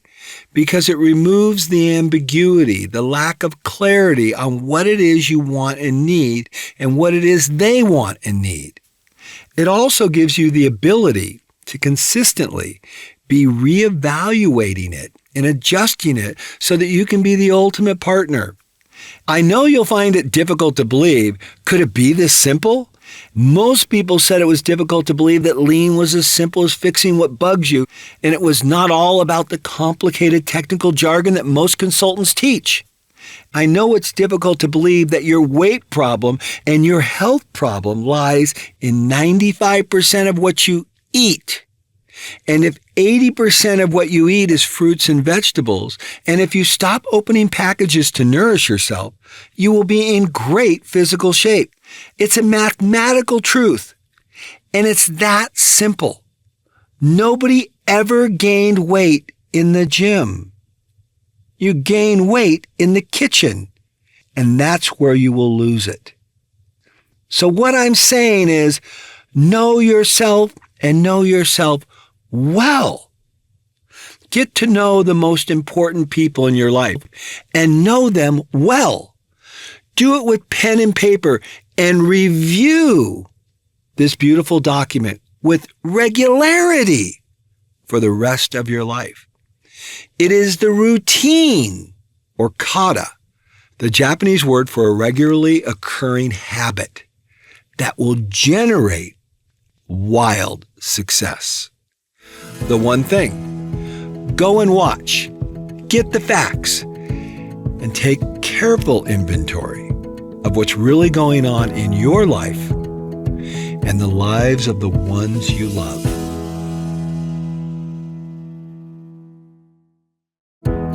Chapter 10. Let's have fun.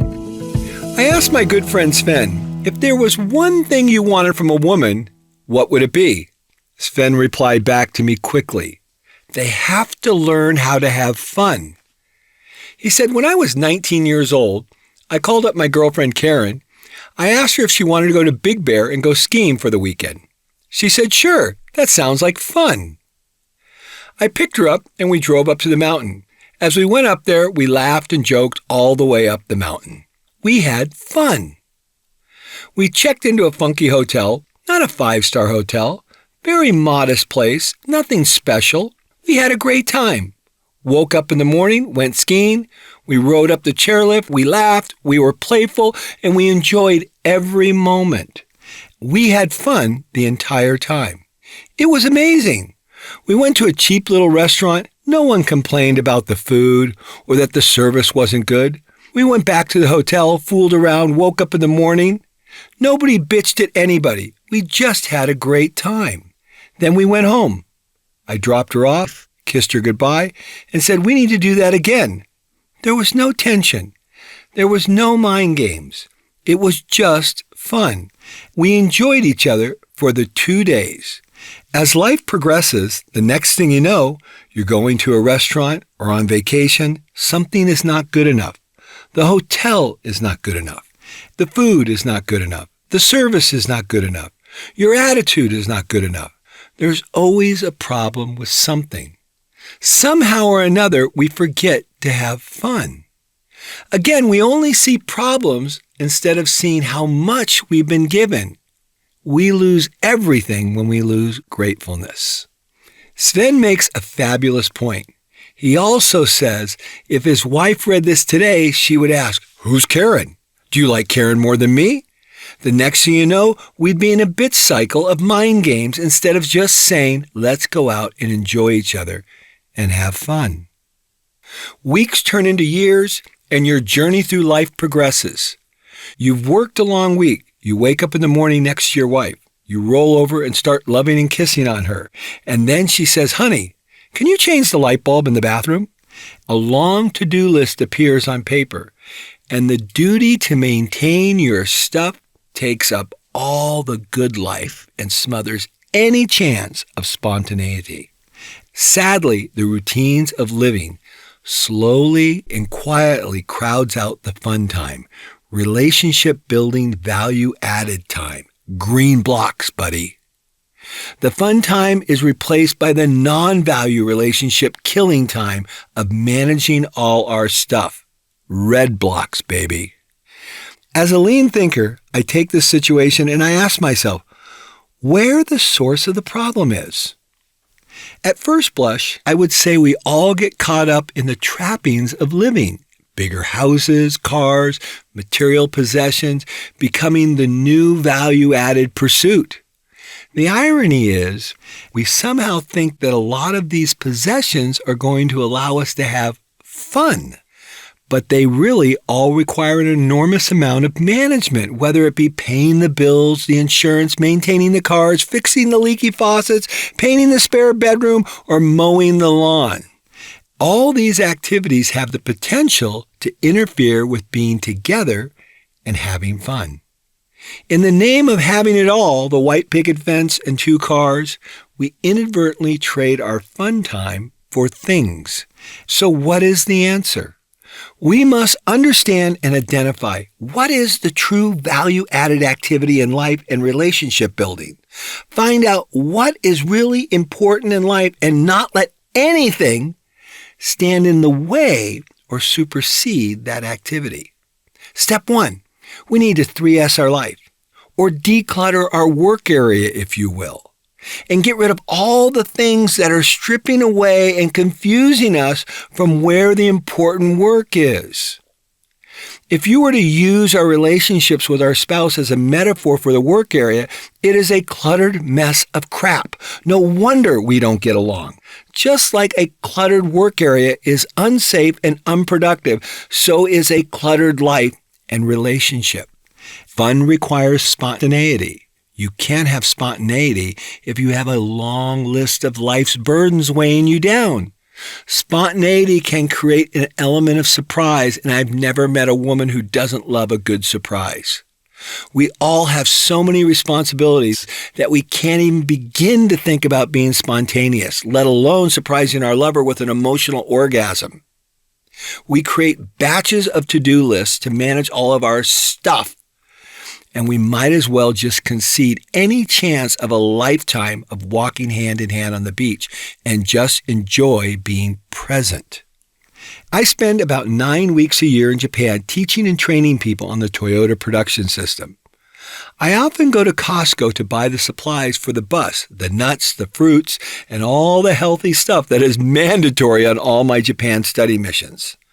I observed the most amazing thing with the Japanese people in Costco. For sure, Costco is a volume play. You go there to save money. You buy more and you get a better deal. But you have to buy 30 rolls of toilet paper and 12 rolls of paper towels. Now, the average family only needs 1 roll a week. In North America, we manage this dilemma by building bigger and bigger houses with more and more storage.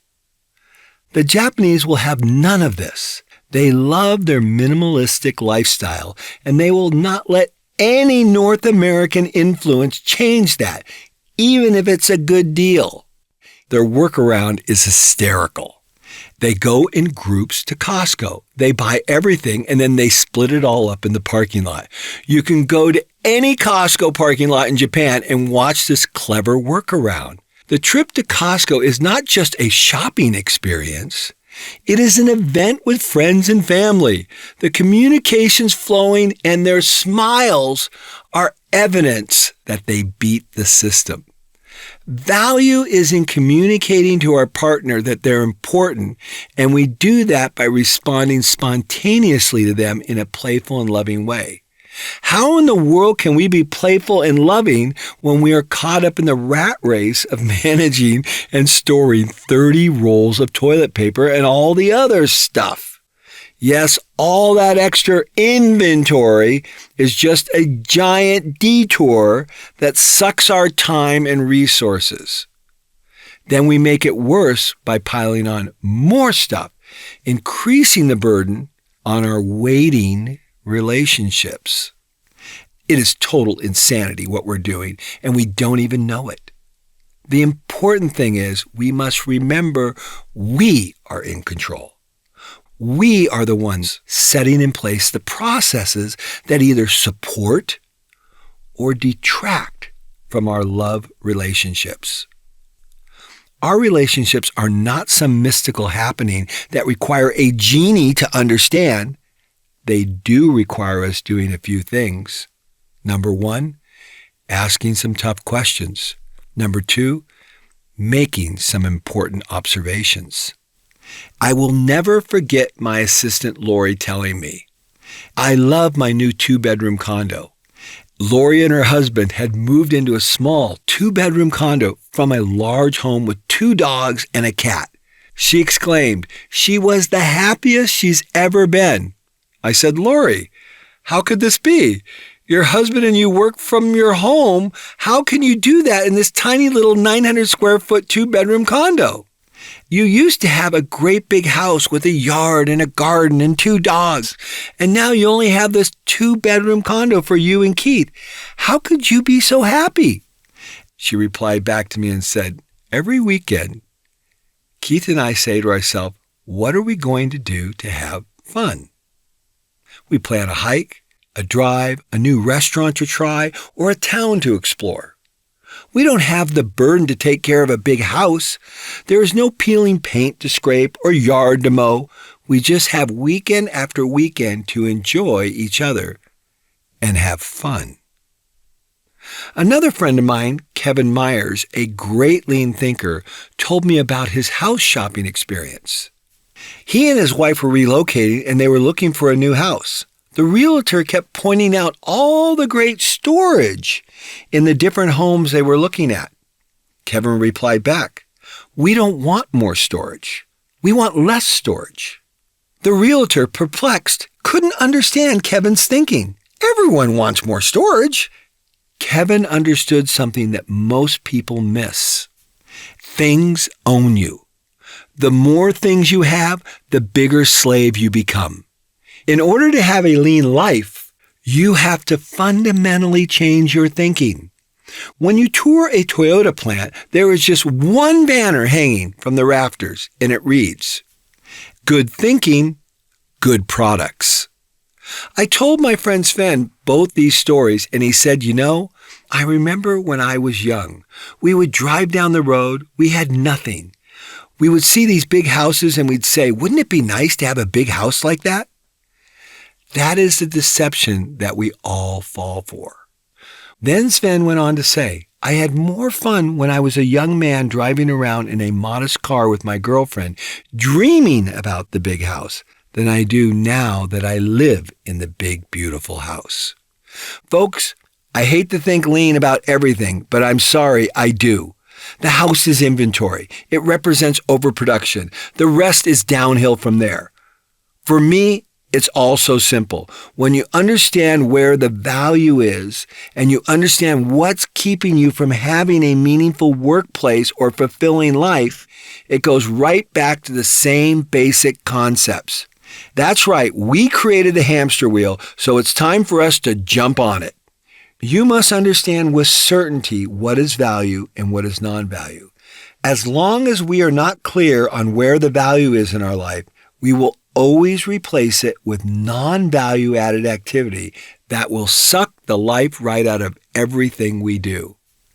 A life filled with non-value added activity is a wasted life, wasted emotion, wasted effort, wasted love, and most of all, wasted time we could have enjoyed with the people we love, smiling, laughing, building memories, and having lots of fun.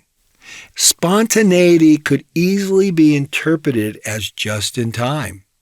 Responsibility in the form of houses, cars, and things can easily be interpreted as inventory. It's all pretty simple when you start to see it like this. So what's it going to be? Do the math. Less is more, and time is fun. Fun is happiness and a life of fulfillment. It's not that things in and of themselves are bad. It's the excess that causes the problem. One of my favorite quotes of all time is from Albert Einstein. Einstein, in all of his brilliance, explains the theory of relativity with a simple story. If you touch a burning stove for a second, it feels like an hour. If you hold a beautiful woman's hand for an hour, it feels like a second. There are quite a few of us who have been touching hot stoves. The one thing, a garage full of toys is not the same as holding the hand of the one you love. That's the real deal, and that's really fun.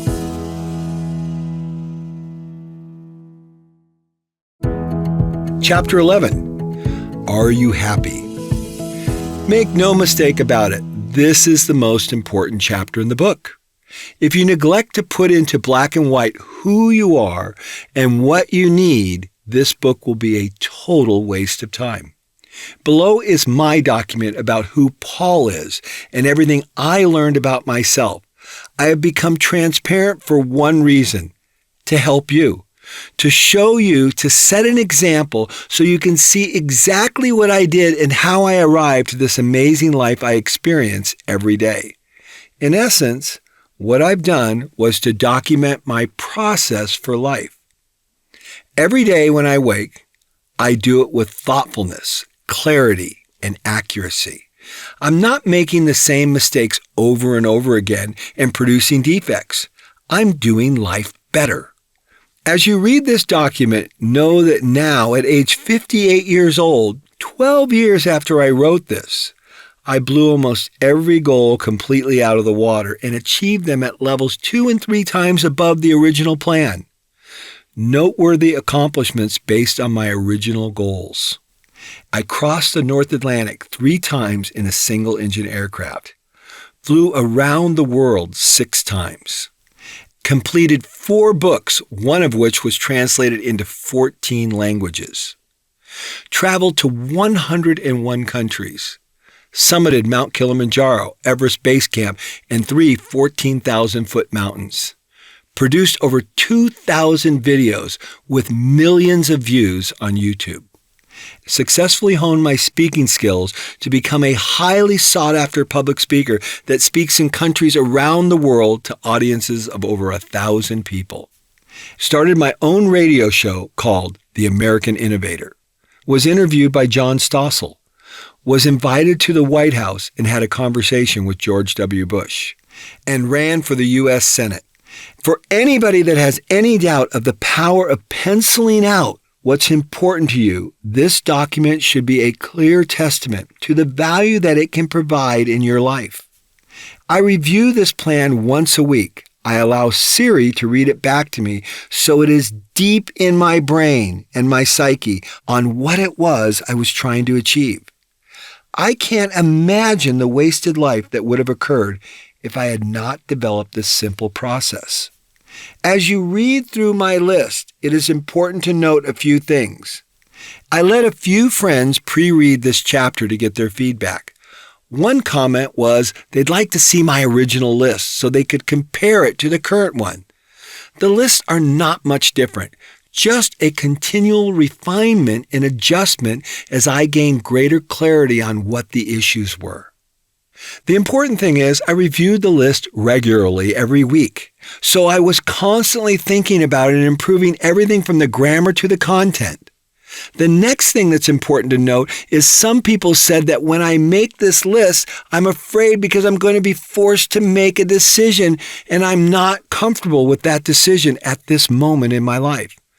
Please don't be alarmed at this. When I made my list, I didn't make a decision. I didn't stop everything I was doing and start down this new path. Instead, what I did was create clarity on the direction that I would head. And then I started improving daily in all these areas. As I reflected back just in 1 year, I made so much progress. It was not a sudden change. It was a gradual and consistent change. The critical thing is that you start your list now. The moment you complete this chapter, write the first paragraph. In a few short pages, the answer you're looking for about life could be revealed. My thoughts about life are short, pithy, and brutally honest. This is my observation about my life at age 46. It all started with one simple question, and I answered it with brutal honesty. Are you happy? It's too bad it took me this long to understand these simple yet profound concepts. My happiness or sense of well-being is directly linked to 4 things. Number 1, me being absolutely clear about my fundamental needs as a human being. Number 2, me being absolutely clear about my biggest dreams. Number 3, me having a crystal clear plan to meet my needs and achieve my dreams. 4, me executing this plan through daily habits and routines I check off each day. Important note to the reader. I developed an app called Lean PD. Lean Personal Development is a simple checklist that is phenomenal for developing habits that support doing life better. It is fast, easy to use, and super intuitive. There are videos online that show you how it works. It is available only in iOS platform. I developed it both for Apple and Android, but the complexity and expense of maintaining the Android version became too daunting. I spent in excess of $35,000 on the Android version, which is inherently complex and expensive to maintain. Apple, on the other hand, was just the opposite. I'm sorry and apologize to the Android users. I tried hard, but after a while, throwing good money after bad just became too crazy. I have discovered that in order for most of us to feel very satisfied in life, we must feel that we are moving forward in life and continuously improving. The dreams we long for are not only possible, but are drawing closer each day. These habits will directly support the achievement of these details of my needs and my wildest dreams. The notion that someone might find happiness by mere luck is nonsense. It's achieved by a well-thought-out plan that is executed thoughtfully. I suppose it might be statistically possible that an individual could find happiness, but I prefer not to leave it to chance. In the same way, I suppose it's possible that someone could stumble into finding a great deal on a new car, but I think you stand a much better chance if you have a plan and you do a little research. If you're a gambler, I suggest you go for finding happiness, but statistics show that gambling or relying on happenstance is not the most reliable approach to life. One of my favorite sayings is, "The harder I work, the luckier I get."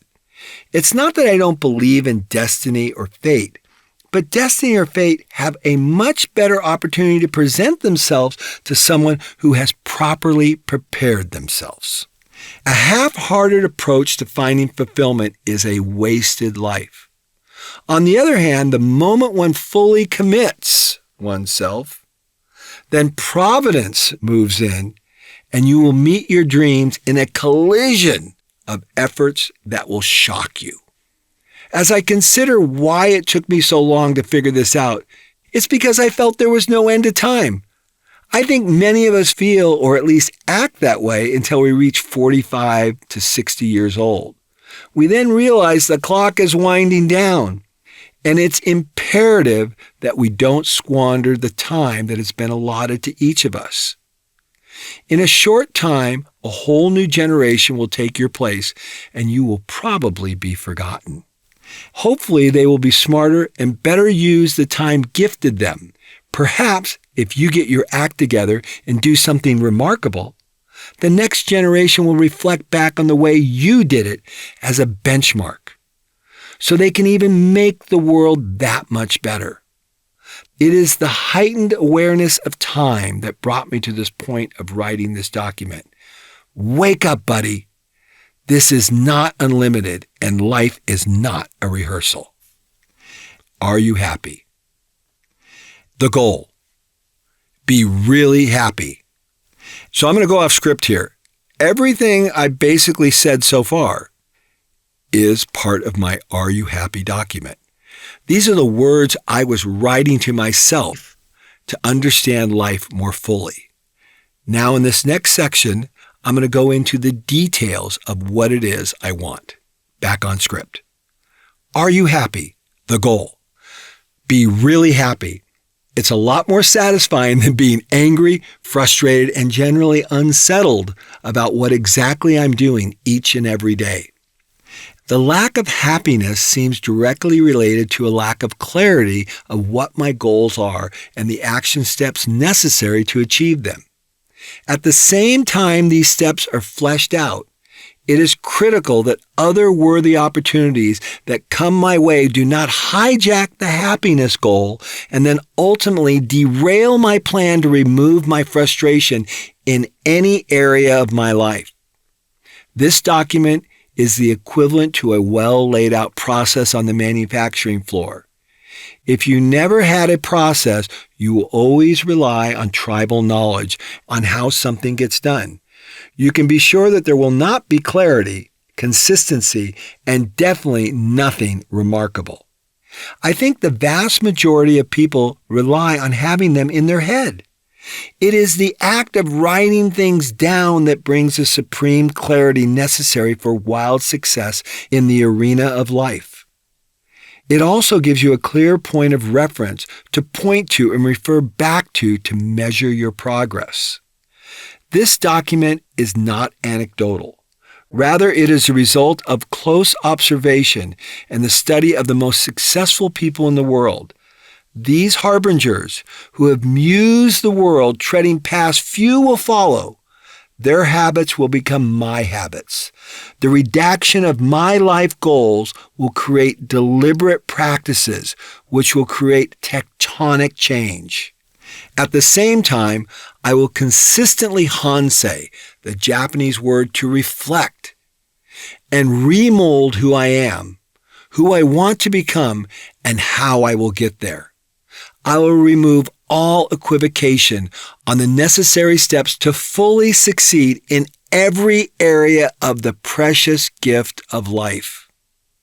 Important concepts that you must remember. Number 1, your words. Your words are the most powerful and influential tool in the world. If you can clearly and effectively express ideas, you will have no limits.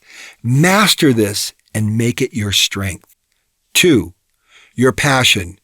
Bill Primack, Doug Mockett, and Dad have a passion for life that makes most people feel uncomfortable. Don't feel uncomfortable with your passion. Let it energize you to pursue your dreams. Many will misunderstand you. Pay no attention. Press on and let your passion and desire to learn everything in life burn intensely. Know this for sure. Few will understand you, and seldom will you meet others that share your enthusiasm and passion. Do not allow this to dissuade you in any way. 3, your wisdom. Don't throw your pearls to the swine. Your advice and wisdom is a result of an intense pursuit of continuous improvement and learning at every bend in the road. There are few that have your desire to learn. Give your counsel freely to the curious and humble. The giving of your advice should be done judiciously. Do not disseminate your knowledge to those people who don't want to learn. This is the equivalent of shooting bullets without hitting the target. It's pointless. Choose with great care where you aim. It's critical you hit and don't misdirect time and resources on unworthy people who are not good targets. I'm going to go off script here for just a minute. You can see this is very brutal. These are words that I wrote to myself to make sure I had total clarity on everything that I was doing. Back on script. Daily steps on life's wonderful journey. Number 1, exercise and build muscle for 5 minutes and never miss. 2, answer all emails by 10 a.m. Answer all phone calls by 12 noon. 3, make a list for all task management. Check 5 things off your task list by 5 p.m. I have to go off script here because I rarely do emails anymore. Everything's done through Voxer and WhatsApp. I communicate with hundreds of people around the world every day. I do everything almost just in time. If you've ever communicated with me, people are astounded at the level of speed in which I reply back to them. Regarding the checklist, abandon that idea. I wrote that. I learned getting things done from David Allen through Bob Hendrickson. It revolutionized and changed my life. Watch my videos on getting things done and you'll understand exactly how I manage my daily life. Number 4, back on script. Plan your day the night before. 5, always remain positive by remembering all the adversity our forefathers overcame to create this great republic.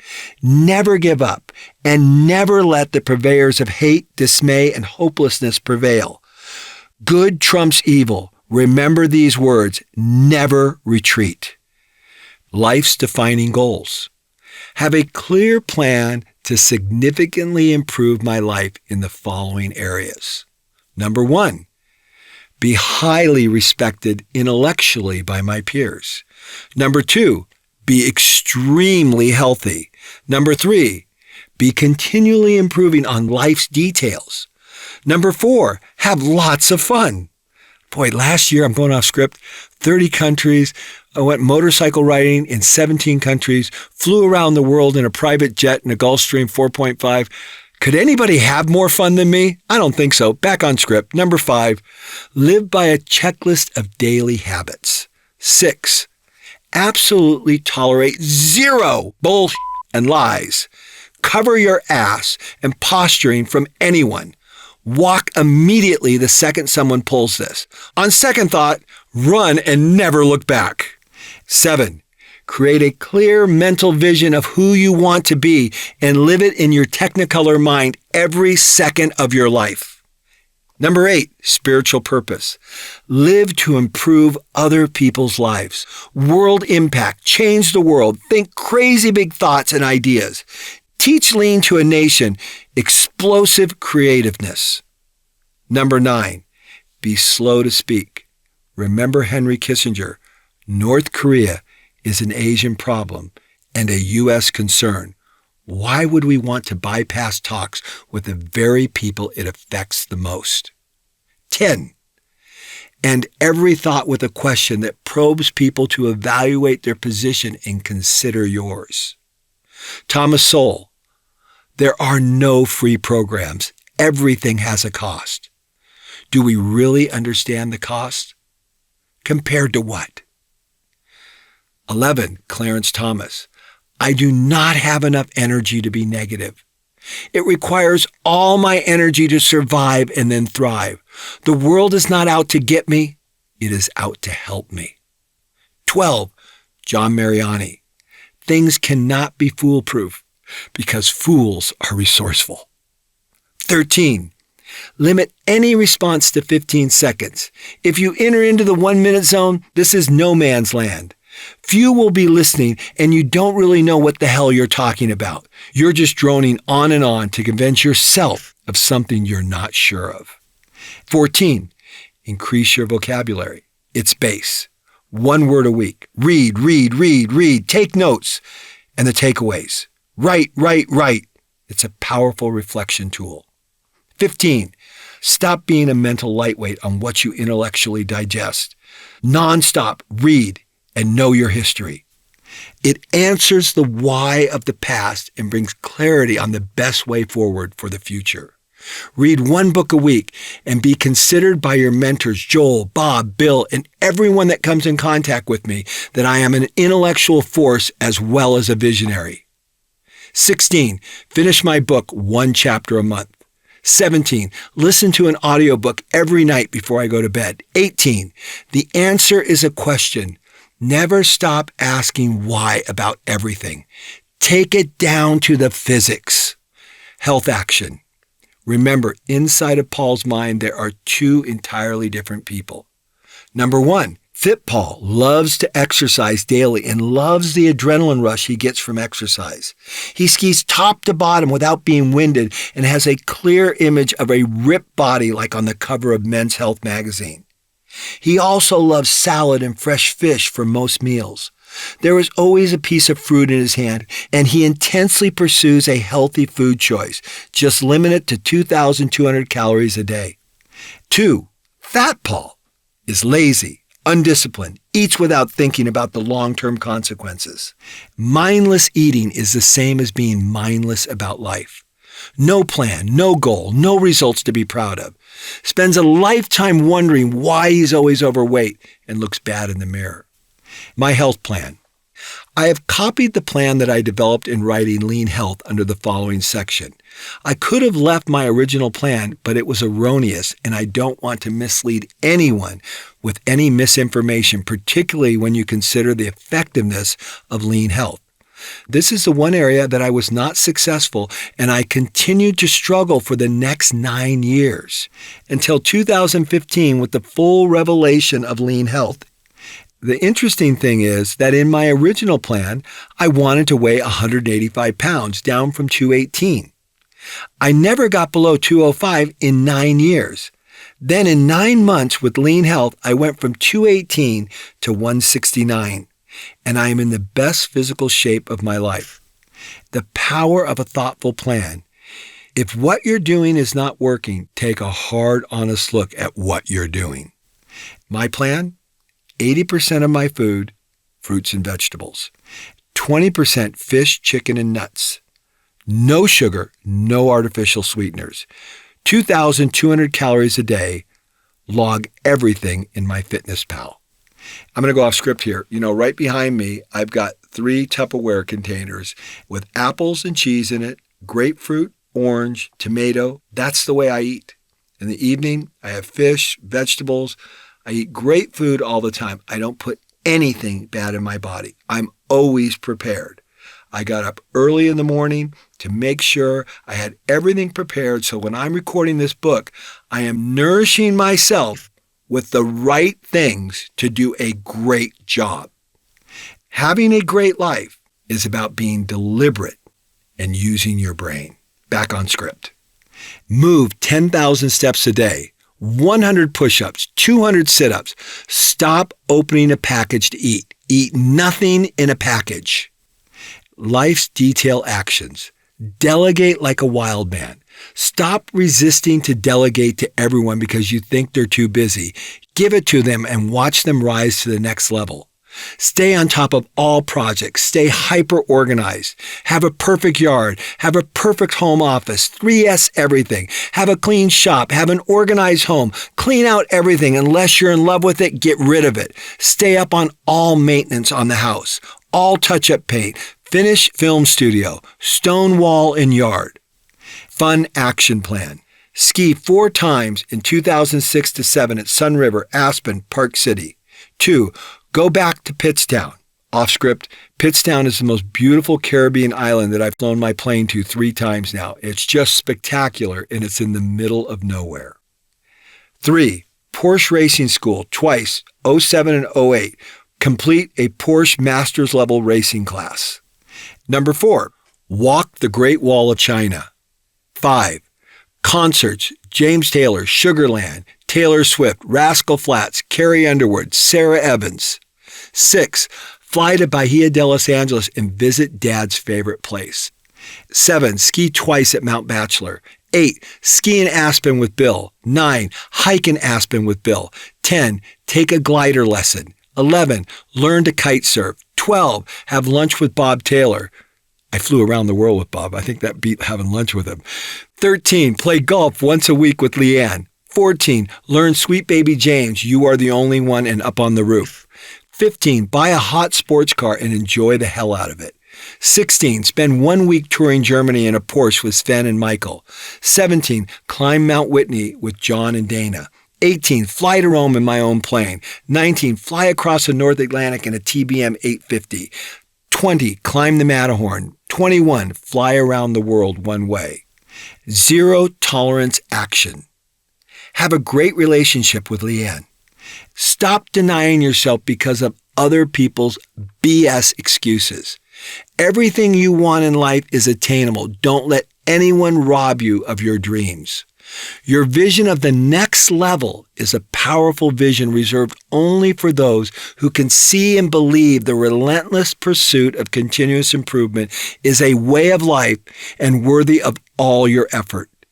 Dismiss quickly anyone around you who doesn't understand and embrace relentless measured improvement. Let no one hold you hostage to life's potential. Be excellent in every area and you will attract people of excellence.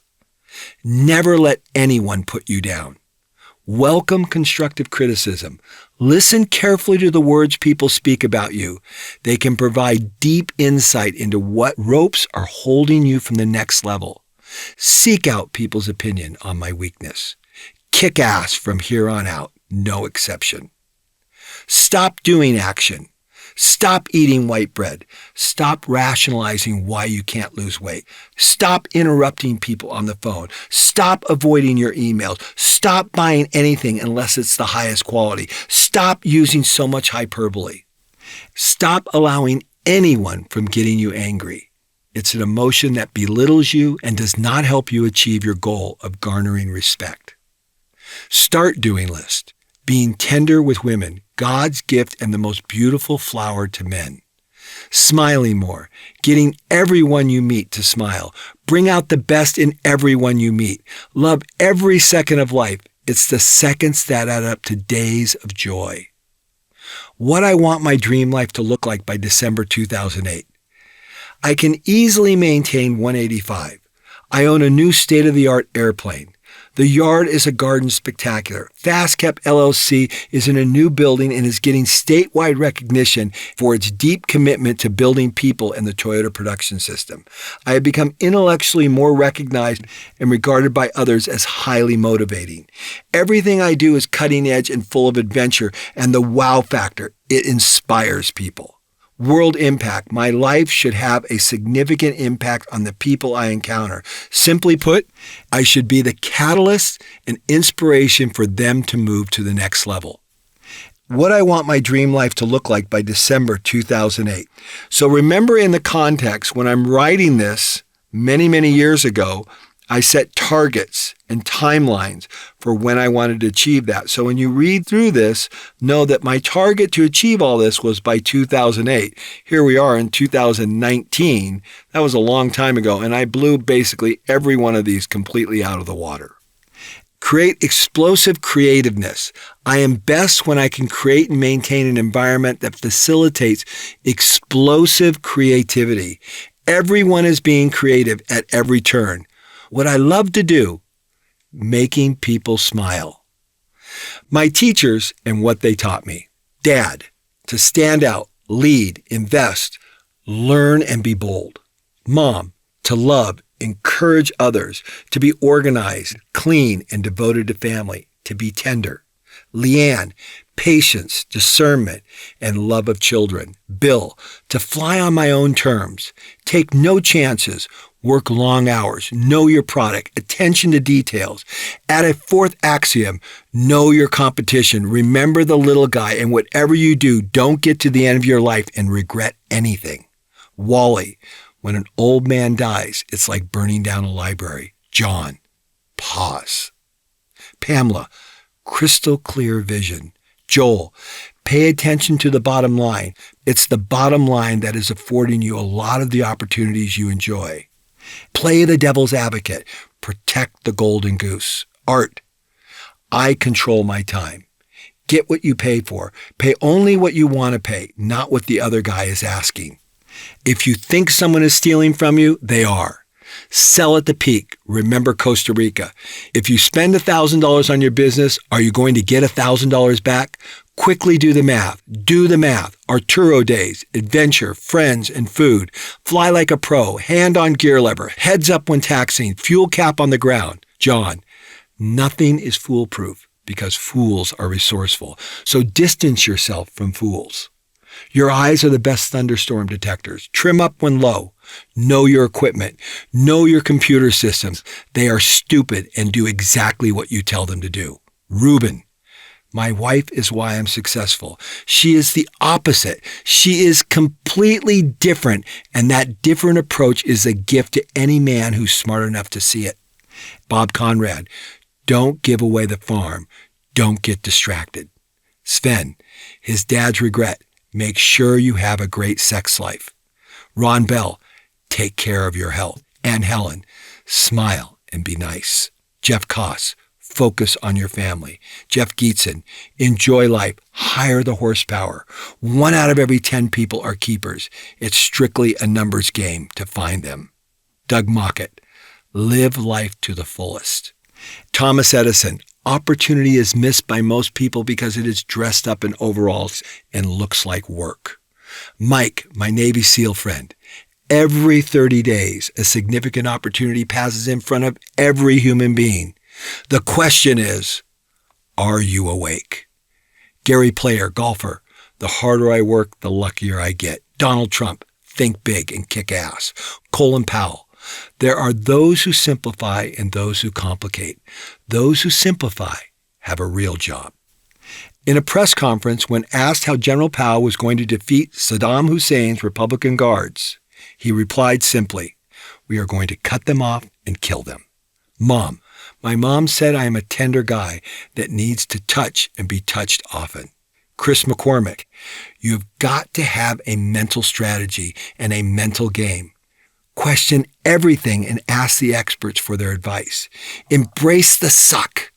When things are really tough and the pain is difficult and it sucks, embrace it. George H. Bush, nobody likes the big I am. Christine, never hurt a woman because they never fully recover. Jeff Bezos, watch for hypergrowth. It can't be ignored. I learn something from everyone I meet. Elon Musk, take it down to the physics. Look for industries that are ripe for disruption. I have never seen someone endure so much pain, difficulty, and cataclysmic setbacks and not give up. Elon Musk, you are amazing. Bob Taylor, early money is better than late money. 10 years ago, at 46 years old, my life changed significantly because I took the time to write this document. It's essentially a life process document. It's the equivalent to first documenting what the current processes are, and from that point after, having gathered more facts, improving upon the current state continuously. Over the last 10 years, the net result was a significantly better outcome regarding how I felt about myself, my frustration level, and my overall sense of well-being. I can't imagine what my life would have looked like today if I had not done this. What is really sobering is the thought of what my life would have looked like if I would have done this at 21 years old. So much to learn and so little time. At least I didn't wait till I was in my 60s or 70s to start this deep reflection process. I have interviewed so many people with so many regrets because they didn't have the basic tools that Lean has given me to be process-oriented and the amazing system to make small daily improvements. Those small improvements dramatically changed the quality component in every facet of my life. Instead of having an average or good life, it became remarkable. This document was changed hundreds of times over the last 10 years. I was constantly improving it, learning from it, reflecting on it, and adding to it. It was the consummate example of continuous improvement, an example of always improving quality and the reduction of waste.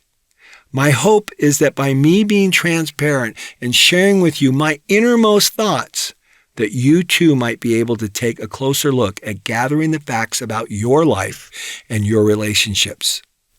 The world is looking for disruptive leaders. Leaders who can take the current state and turn it on its head because they are bold enough to ask the tough questions and tack left when everyone else is tacking right, and make the world a better place in the process. The one thing, be transparent and discover what really makes you tick.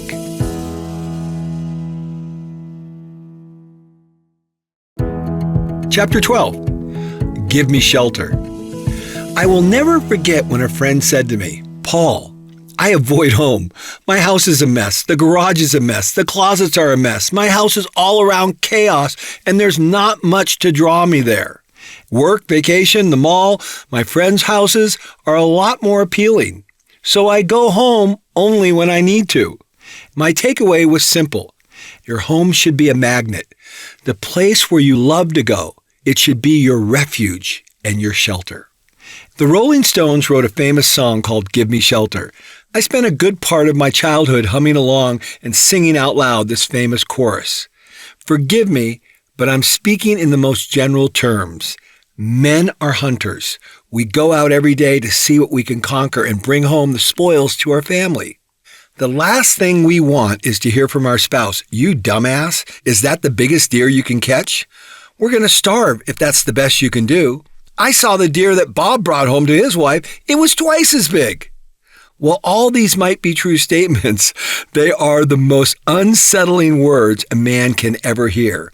Add in a chaotic physical environment, and you've got a recipe for disaster.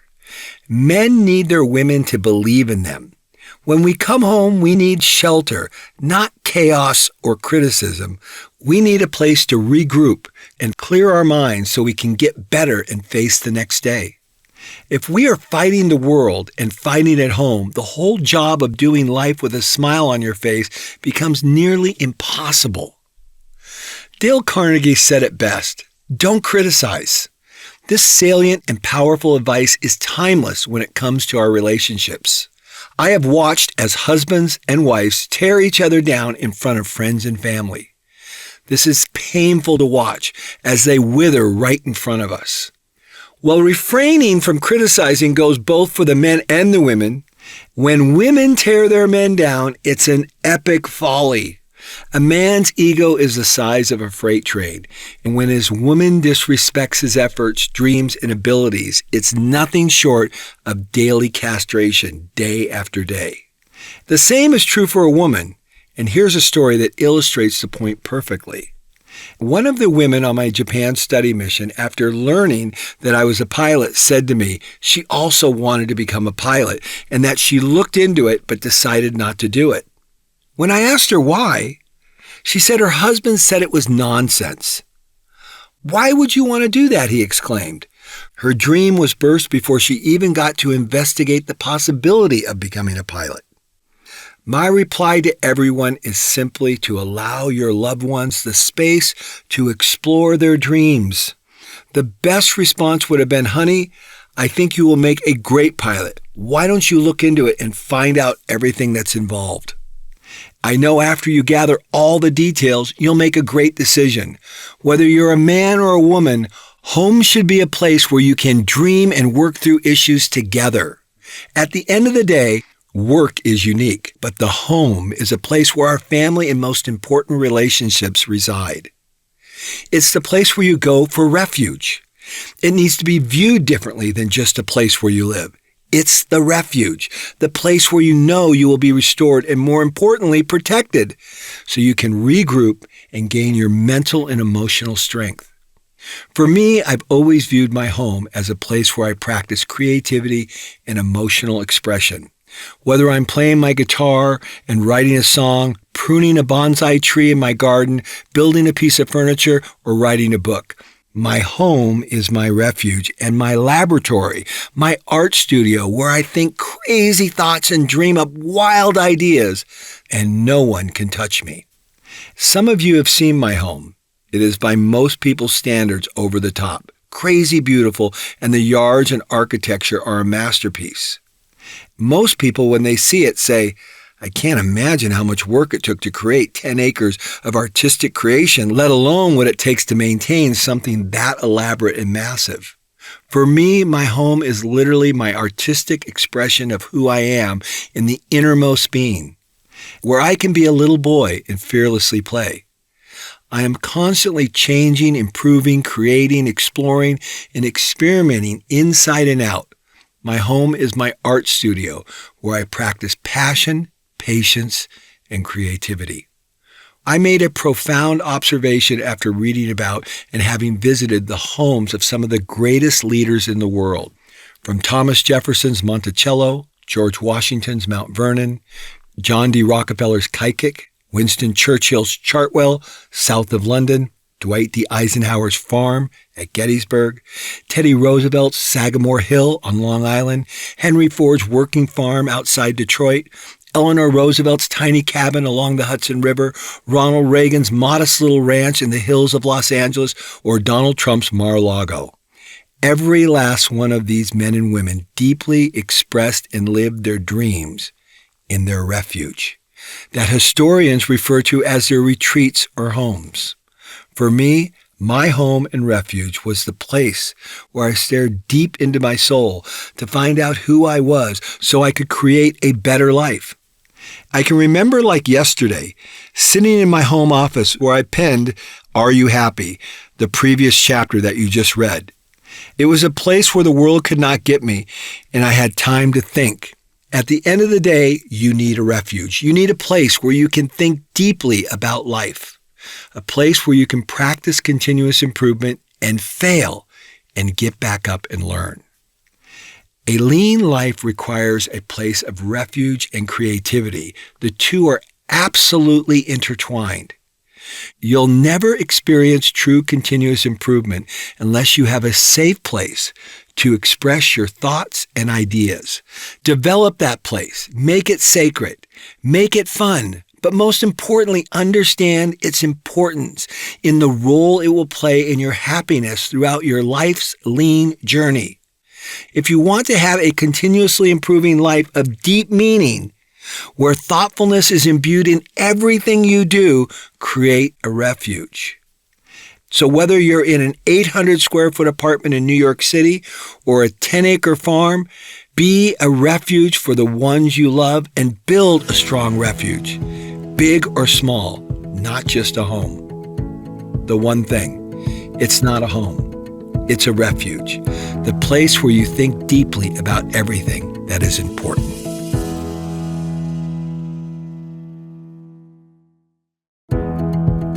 Chapter 13, Filling the Void. Let's face it, everyone wants to have a great life filled with great relationships and deep satisfaction.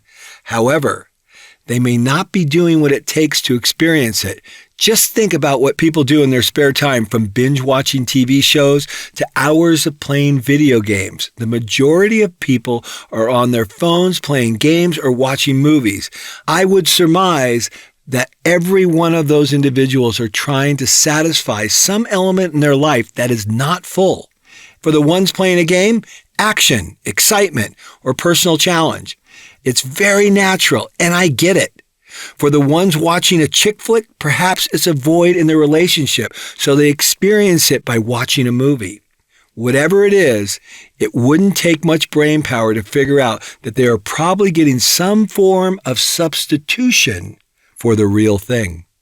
The idea of using this time for self-development or reflection is uncommon, to say the least. Indeed, most people are engrossed in a vacuum of mindless short-term gratification rather than meaningful personal development.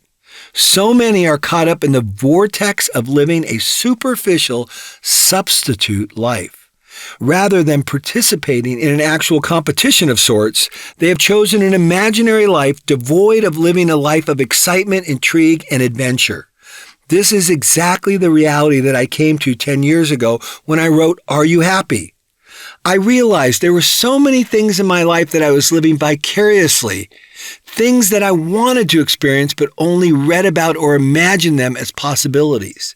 Then, in what seemed like a flash of light, or a satori, the Japanese word for awakening, I became disgusted with the substitute life paradigm, and everything changed, not suddenly, but in a steady, consistent progression.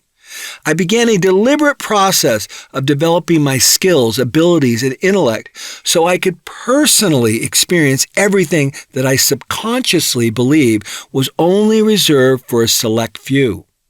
I realized with total clarity that I could do anything I could dream of if I was willing to apply deliberate and relentless continuous improvement.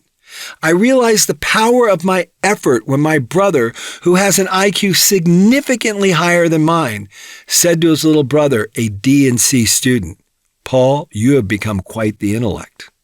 The most shocking thing to me is that this phenomenon of filling the void is global. People in remote villages glued to their phones instead of working or engaging with their friends and family. People frittering away their time instead of developing their lives and relationships. Dr. Victor David Hanson, an historian in the classics, observed that when societies experience these extraordinary luxuries, such as a cell phone in the hands of an 8-year-old that's more powerful than 10 IBM mainframes just a few decades ago, this time warp of reality, this luxury in relationship to the effort, can make you lazy. Luxury makes you lazy. Hey, Let me drop this supercomputer in your hand for just a few $100, when the same thing would have been $250,000 just 20 years ago. Why go out and run when you can experience it in 3D while sitting on the couch staring at your phone? Mr. Amazawa says, money wrecks your brain. In the opening statement of my audiobook, 2 Second Lean, I said, money suffocates creativity. Shingo said there are 4 kinds of engineers. Number 1, the white glove engineer, the one that never gets its hands dirty. The niet engineer, which is the Russian word for no. It can't be done. We've already tried it. The catalog engineer. Every time they want to solve a problem, they just open up a catalog and buy something. And the 4th engineer is the one that washes their hands 10 times a day. This is the engineer that is connected in reality to the effort it takes to actually get things done. We have disconnected ourselves in so many regards with substitutions. Shingo's reference to the catalog engineer is in line with the idea that if we have abundance, we will just choose to buy something rather than use our creativity. We become lazy in our abundance, and in doing so, we miss the very essence of life, hard work, discovery, and resourcefulness. In essence, we have substituted the important elements of life for a luxurious existence which just serves it to us, devoid of all the hard work and diligence it takes to create this abundance. While these statements are not absolutes, they have some real relevance, and we should all be cautious and never let anything become a substitute for hard work, diligence, and personal self-development. Dr. Hansen also went on to elaborate that oftentimes in the presence of such incredible abundance, we somehow lose the sense of collective gratitude as a society. The average person across the globe holds a phone that is more powerful than all the computers used to land a man on the moon. We have been born into a time that has afforded us so much. If as individuals and as a society we lose this collective gratitude, we will be victims of the corruption of luxury. This corruption will separate us from the true elements of life, and in the process, create a substitute that will never satisfy us and atrophy our mind and spirit. When I was in Bhutan, a remote third world country tucked at the edge of the Himalayas, I was shocked that even in that beautiful country that most people have never heard of, let alone know where it is, even there they are affected by this phenomenon. As I walked through the markets selling fruits and vegetables, I noticed that almost every vendor was on their cell phone playing games. It seemed like we are all universally asleep worldwide.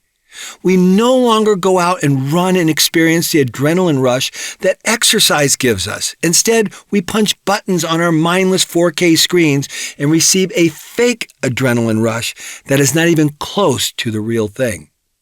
About a year ago, when I spoke at Steelcase about lean health, I made the point that we have become a substitute society. We have substituted packaged food for real food, social media for relationships and talking to each other. We substitute porn for meaningful sexual relationships and video games for real exercise. But of all the substitutions that I've seen over the past 40 years, I don't think any is compared to the worldwide addiction to alcohol. Every evening, billions are bellying up to the bar to have a good time. Alcohol is the poorest substitution of a good time that I think I've ever seen.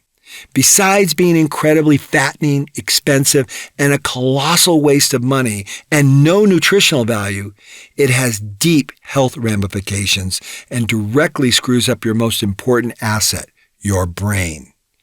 Its mind-numbing effect then leads to the early morning regret, and so many business people's professionalism is undermined by their own doing as they become fools at the bar at night.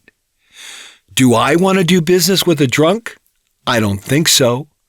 You don't have to look far to see the endless tragedies that alcohol has created.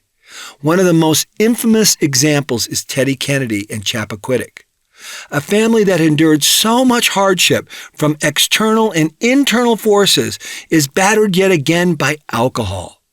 Worse yet, an innocent girl dies and an innocent family is destroyed.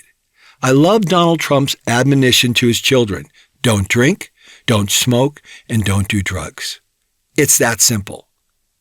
He then went on to say that because he didn't drink, he had a strategic advantage over all the other business people who were constantly intoxicating themselves late into the evening, when he was perfectly sober to make favorable deals for his company. Don't get me wrong, I'm not a teetotaler, but alcohol has no hold on me. A glass of wine occasionally, but nothing more. Everything else is an abuse of my body, my money, my health, and my cognitive abilities. I believe this substitute society is an attempt to fill a void in our life with something that will never satisfy. And we are stuffing all kinds of things down holes to fill voids that will accomplish nothing regarding our true happiness. When I was out of shape and overweight, I would eat to bring pleasure to myself because I was so stressed out. This was my way of filling the void that stress and anxiety had created. Food masked the pain and then created more pain every morning when I looked at myself in the mirror. I have seen people spend tens of thousands of dollars on clothes, shoes, and accessories to make themselves look better when what they really needed to do is stop eating bad food, the wrong food, and too much food. Let's not stop there. Then we compound the problem by buying more clothes to cover up from eating incorrectly, and we substitute yet again the idea of feeling really good about having a healthy, fit body with fancy designer clothes. Let me tell you, I've seen super wealthy men and women in fancy clothes, jewelry, and shoes and accessories strut their stuff as though they were so impressive. Recently, I saw a woman in a small shop in a third world country with a $30,000 Birkin purse and clothes to match, thumbing through a stack of $100 bills 2 inches thick as she bought 30 more rings and accessories. Some would say, wow, impressive. Not me. Maybe in my past life, but now I know better. I could afford to do the same thing, but it has no interest to me. Impressive to me would have been if she was fit and thoughtful instead of rich, overweight, and conspicuous. This is not intended to be an indictment on being wealthy and successful. Not at all. I've learned about the real sign of wealth, though. It's individuals who are deeply engaged in their mind and taking care of their body. That's impressive, and it doesn't cost a dime. That's called using your head, not your wallet. Have you ever noticed the people that are really fit don't need to wear a lot of clothes? This statement is more about showing their fitness than the designer label. A fit body is the ultimate designer label. You're living in respect of the gift of life, given by your designer in exactly the way it was intended to be used. I have seen people lethargic at work and uninterested in high performance while on the clock. But as soon as you get them on the basketball court or baseball field, they become crazy and competitive and play with intense energy. Why? We have become comfortable with finding substitutes for the things that don't satisfy us and should. Why shouldn't work be just as amazing as the baseball field? Why shouldn't our work and our jobs be extraordinary? The answer is it should be and it could be, but it requires going to work every day and not thinking about doing the work, but how to do the work better. This simple but profound change in mindset can transform anyone's work into a game of continuous improvement. No different than playing baseball, basketball, or any other competitive sport. It is that simple. Essentially, we are distracted in exactly the same way an illusionist gets his audience to look somewhere else while the magic is happening right in front of them. You're looking in the wrong direction. Turn your head 15 degrees and you will be shocked how your view will change. Stop looking in the wrong direction because what you're doing is failing to develop and work on those things which will truly bring meaning to your life. If you just look at the act of work, it is something we spend the majority of our life doing. The idea that it should not be fun, engaging, enlightening, and a gratifying daily experience is sheer craziness. Don't fill the holes and voids in your life with these substitutes. Don't do it. Don't let it happen. It's a fake. It's a fraud. It's a substitute, and the real thing is 1,000 times more satisfying. This is one of the most important lessons I have learned about having a lean life. Get the real thing. Develop the real thing. Experience the real thing. Expect nothing less than excellence. Get the real thing. The one thing. Name one thing you're filling with a fake, a fraud, or a phony substitute. Get the real thing and be deeply satisfied.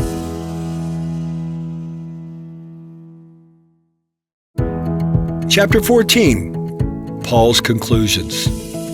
About a year ago, I began a new process on my Japan study missions. On the last slide of my keynote, I give my conclusions as a wrap-up to the event. I found this process to be not only beneficial to the team, but highly beneficial to me because it forced me to summarize precisely the essence of our week together. So here we go. These are the absolute non-negotiables and the most important concepts wrapped into 6 pithy bullet points with an explanation of each one of them afterwards. Number 1, life is short. Number 2, your life should be amazing. Number 3, start using your brain. Number 4, brutal truth equals courage. Number 5, high-quality people. Number 6, fall in love with lean. Number 1, life is short. The meaning of this book will elude anyone who does not approach it from this critical vantage point. Life is not a rehearsal. It is for living right now. It's this very moment. Life is a gift that has been given to each one of us. Life must be cherished and lived in a very deliberate and thoughtful manner. A casual, laissez-faire attitude is completely inappropriate for a gift of this magnitude. Start learning to say yes to all the amazing opportunities that are presented to most people, and they shoot them down because they have 10 reasons why the timing is not right or some other crazy excuse. Oftentimes, these opportunities will not look sexy, exciting, or colorful. Let me give you an example. I was almost done with this book, and there was one thing that needed to be done. I had to find someone who understood where I was coming from to proofread the text. I wanted to be certain my points were clear and the examples supported my ideas. My good friend Philippe from Portugal and fellow lean maniac volunteered for this labor-intensive assignment. I will let him tell the story. So there I was watching my kids in their volleyball practice when I got an audio message from Paul. Philippe, could you listen to my current draft of Lean Life and provide some feedback? To be honest, my first thought was, I have a million things going on, and that seems like a lot of work. Nonetheless, I felt this intense desire to help Paul and make my contribution. Then, all of a sudden, I didn't see it as work anymore, but as an opportunity to improve people's lives. The next thing you know, I'm burning the midnight oil. Hundreds of revisions, days turned into weeks, as I work with Paul to continuously make big and small improvements to Lean Life. Not only did we improve the book, but we also improved the way we communicated and the entire editing process. Then the most amazing thing happened. I realized that I was actually helping myself, and helping myself a lot. As I reviewed the book over and over again, I started to really understand the concepts at a deeper level. At age 38 years old, with an amazing wife and 2 beautiful sons, We have all of our lives ahead of us. What could be more timely than applying Lean Life to bring more meaning to our lives? Every chapter is a playbook that will improve the life of my young family. Instead of looking at this as work and asking what's in it for me, I viewed this as an opportunity to help others, and in turn, it did help me. Like Paul says, every 30 days, a significant opportunity passes in front of every human being. The question is, are you awake? Look for ways to serve others, and you will see those opportunities everywhere. Philippe. I can't imagine what this book would have looked like if Philippe would not have dedicated so much time and energy to help me improve the manuscript. Life has grand things in store for you. Are you awake?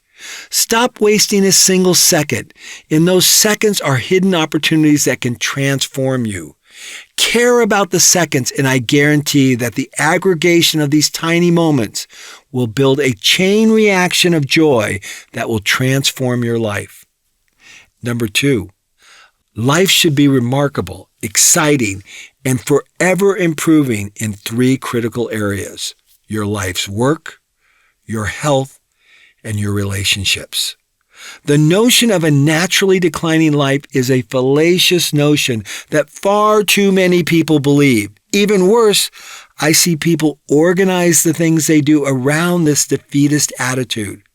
Recently, when I was in Bhutan, I was hiking down from a Buddhist monastery with my guide, Sangye. I asked Sangye, "What are the most important things in life?" His reply was fantastic.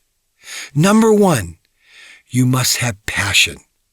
The Bhutanese people are passionate about their architecture, their natural environment, and the flowing rice terraces define the landscape of this beautiful country.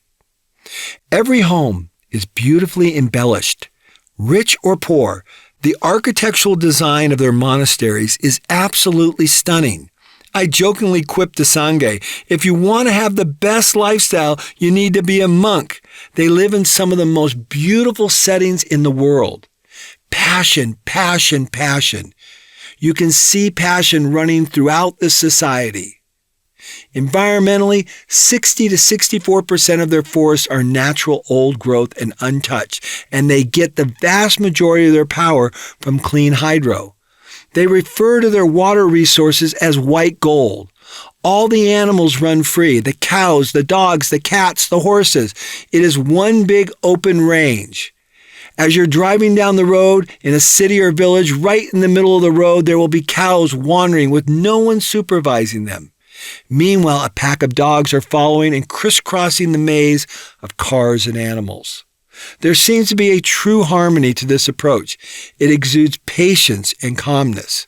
While it is not normal for us Westerners, there is a beautiful element to so much harmony because of their passion for nature. Then Sangye continued.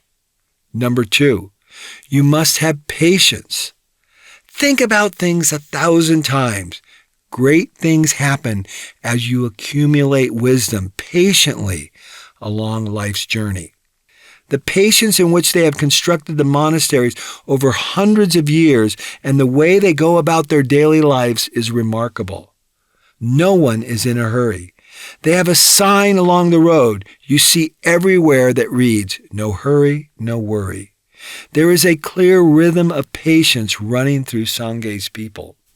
Lastly, Sangye said health. If you don't have health, you undermine everything. It's like being in a perpetual hell.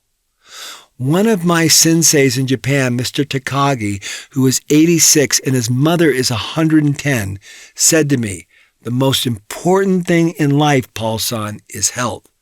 From a beautiful body comes a beautiful spirit." Mr. Takagi recently earned his PhD and learned fluently to speak English in his 80s. Remember, every element of life should be remarkable. Settle for nothing but excellence and build a remarkable life. Number 3, start using your brain. Every life experience gives you the opportunity to gain wisdom. Wisdom is essentially a crystal ball that gives you the ability to look into the future and be a better predictor of the outcomes. If nothing is changing and getting better, it's because you're not gaining wisdom from your experiences. The reason you're not gaining wisdom is one of two reasons. You're either lazy or you've chosen not to use your most valuable asset, your brain. When the wisdom warehouse is empty, it will manifest itself at work, in your health, and in your relationships in the following ways. At work, this looks like I'm too old. The young people are too fast. They know technology too well. I can't keep up with it all. Even worse, the workforce is stacked against older people. What a bunch of crap and total nonsense. The power of applying wisdom and experience is 10 times more potent than youth and all its vigor, and anybody with half a brain understands this. But remember that you don't get credit for just showing up. You've got to add value to the organization, whether you're young or old. If your efforts are not remarkable, interesting, and innovative, don't expect to be recognized, let alone elevated. Regarding health, the most common excuse people are telling themselves is my metabolism has slowed down. There's no way I could have a trim, fit body. Followed by, it's too hard when you go out with other people, or I travel all the time, and all the excuses are total nonsense. Lastly, regarding relationships, we just grew apart. You never took time to know yourself and know your partner. Your processes by which you engage and understand people and your loved ones are the culprits. The best book to fully understand what I'm talking about here is How to Win Friends and Influence People by Dale Carnegie. Dale spells out in black and white, it is people and their ability to relate to other people that make you happy. And if you ignore this, it will be to your own peril. Effectively relating to people is the most critical aspect of how you negotiate this life. You can do it with grace and thoughtfulness, or you can do it on your own terms, which will more than likely reap a marginal result. Why not learn from people who have made the mistakes so you can learn and follow their incredible wisdom? Dale Carnegie has given us the answers, and his prescriptions have transformed my life and made it infinitely richer.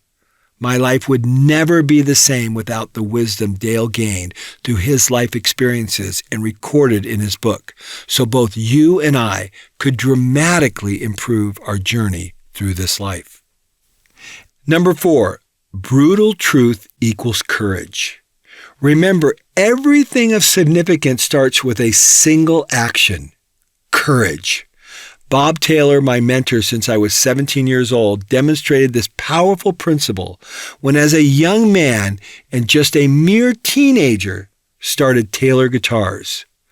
Bob says, it is at the moment that you step out and risk your reputation, your livelihood, and your pride that you will find the seeds of courage. You risk everything to try something that is crazy challenging. Most people will not muster the courage to step definitively outside their comfort zone. As Bob says, every great accomplishment can be traced back to the seeds of courage. Do you have the courage to change your life? I can guarantee you, this is where the magic happens. You will never fill a void in your life unless you have the courage to first admit there's a problem and then take thoughtful and deliberate action and put the low-speed wobbles behind you. Number 5, high-quality people. I see it over and over again. People do not have the courage to sort the bad people out of their lives. These people can usually be described as always propagating a storm and sucking the energy right out of you. They are negative and blame everything and everyone for their problems. They see the world through the filter of villains and victims, as opposed to personal responsibility. They are the antithesis of what this book is all about. The usual excuses why people will not sort these people out of their lives are, but they're good, but they're really nice people, or they have a lot of good qualities. It's a really old friend. He's my brother. It's my sister. You know, all the typical excuses and cowardice behavior. If you're going to be honest with yourself, you just don't want to inflict any pain on yourself. You're more concerned about yourself than you are about them. Surround yourself with high-quality people who love to improve and take full responsibility for their position in life.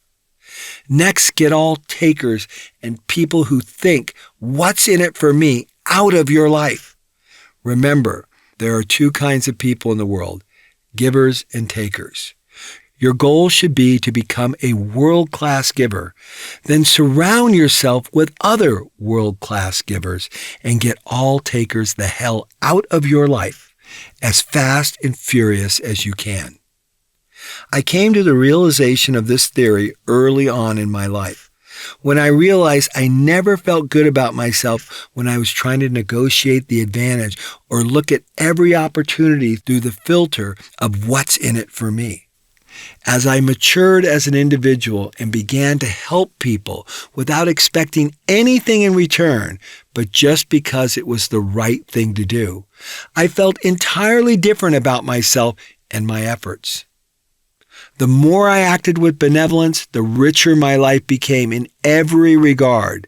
The next step was I began to attract and be attracted to other people who had a similar philosophy.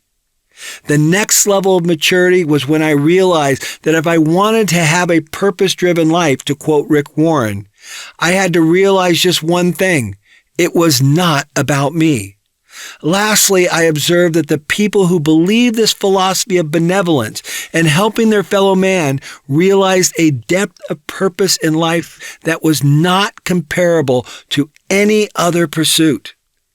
There remains just one problem, though. For many people of this ilk, they are unwilling to separate the takers out of their life. Those takers are always looking to negotiate the advantage and extract what is best for them, and that undermines the full breadth of their pursuit of helping others. It's without a doubt the most difficult part of this philosophy, but equally as important as becoming a world-class giver. A direct application of this principle that I have developed is this: I am not interested in people liking me. I seek to win no popularity contest or be told by endless people that I'm a really nice guy. There's nothing wrong with being a nice guy, but it's not the objective. What I do hope to achieve is to make a lasting and substantive effect on my fellow man. I don't feel it's necessary to pander to people and make them feel all warm and fuzzy so they like me. What I have learned is that when people respect you, they will love you, and that's a much higher and significant pursuit and infinitely more satisfying.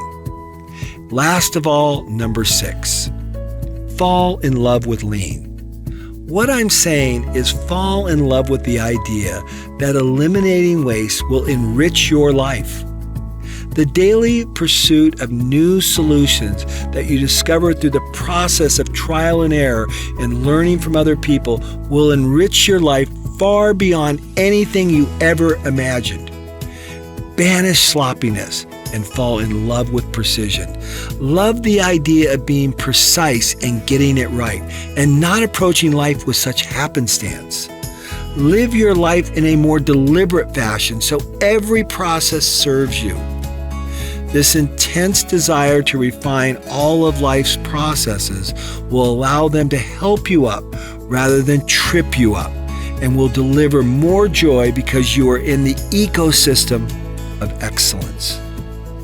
Above all, do not relegate lean thinking to the way you organize and run your business. It should be about the way you organize your life.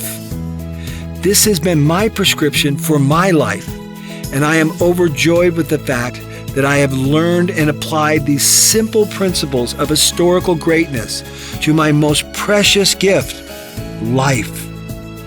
Now go live your life with meaning, passion, and intelligence, and banish all excuses that are keeping you from achieving an extraordinary life.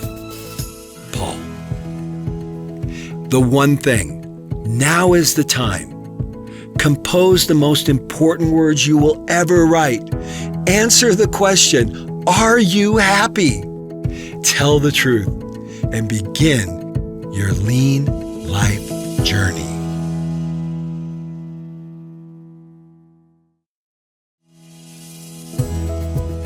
You've been listening to Lean Life, written and narrated by Paul A. Akers.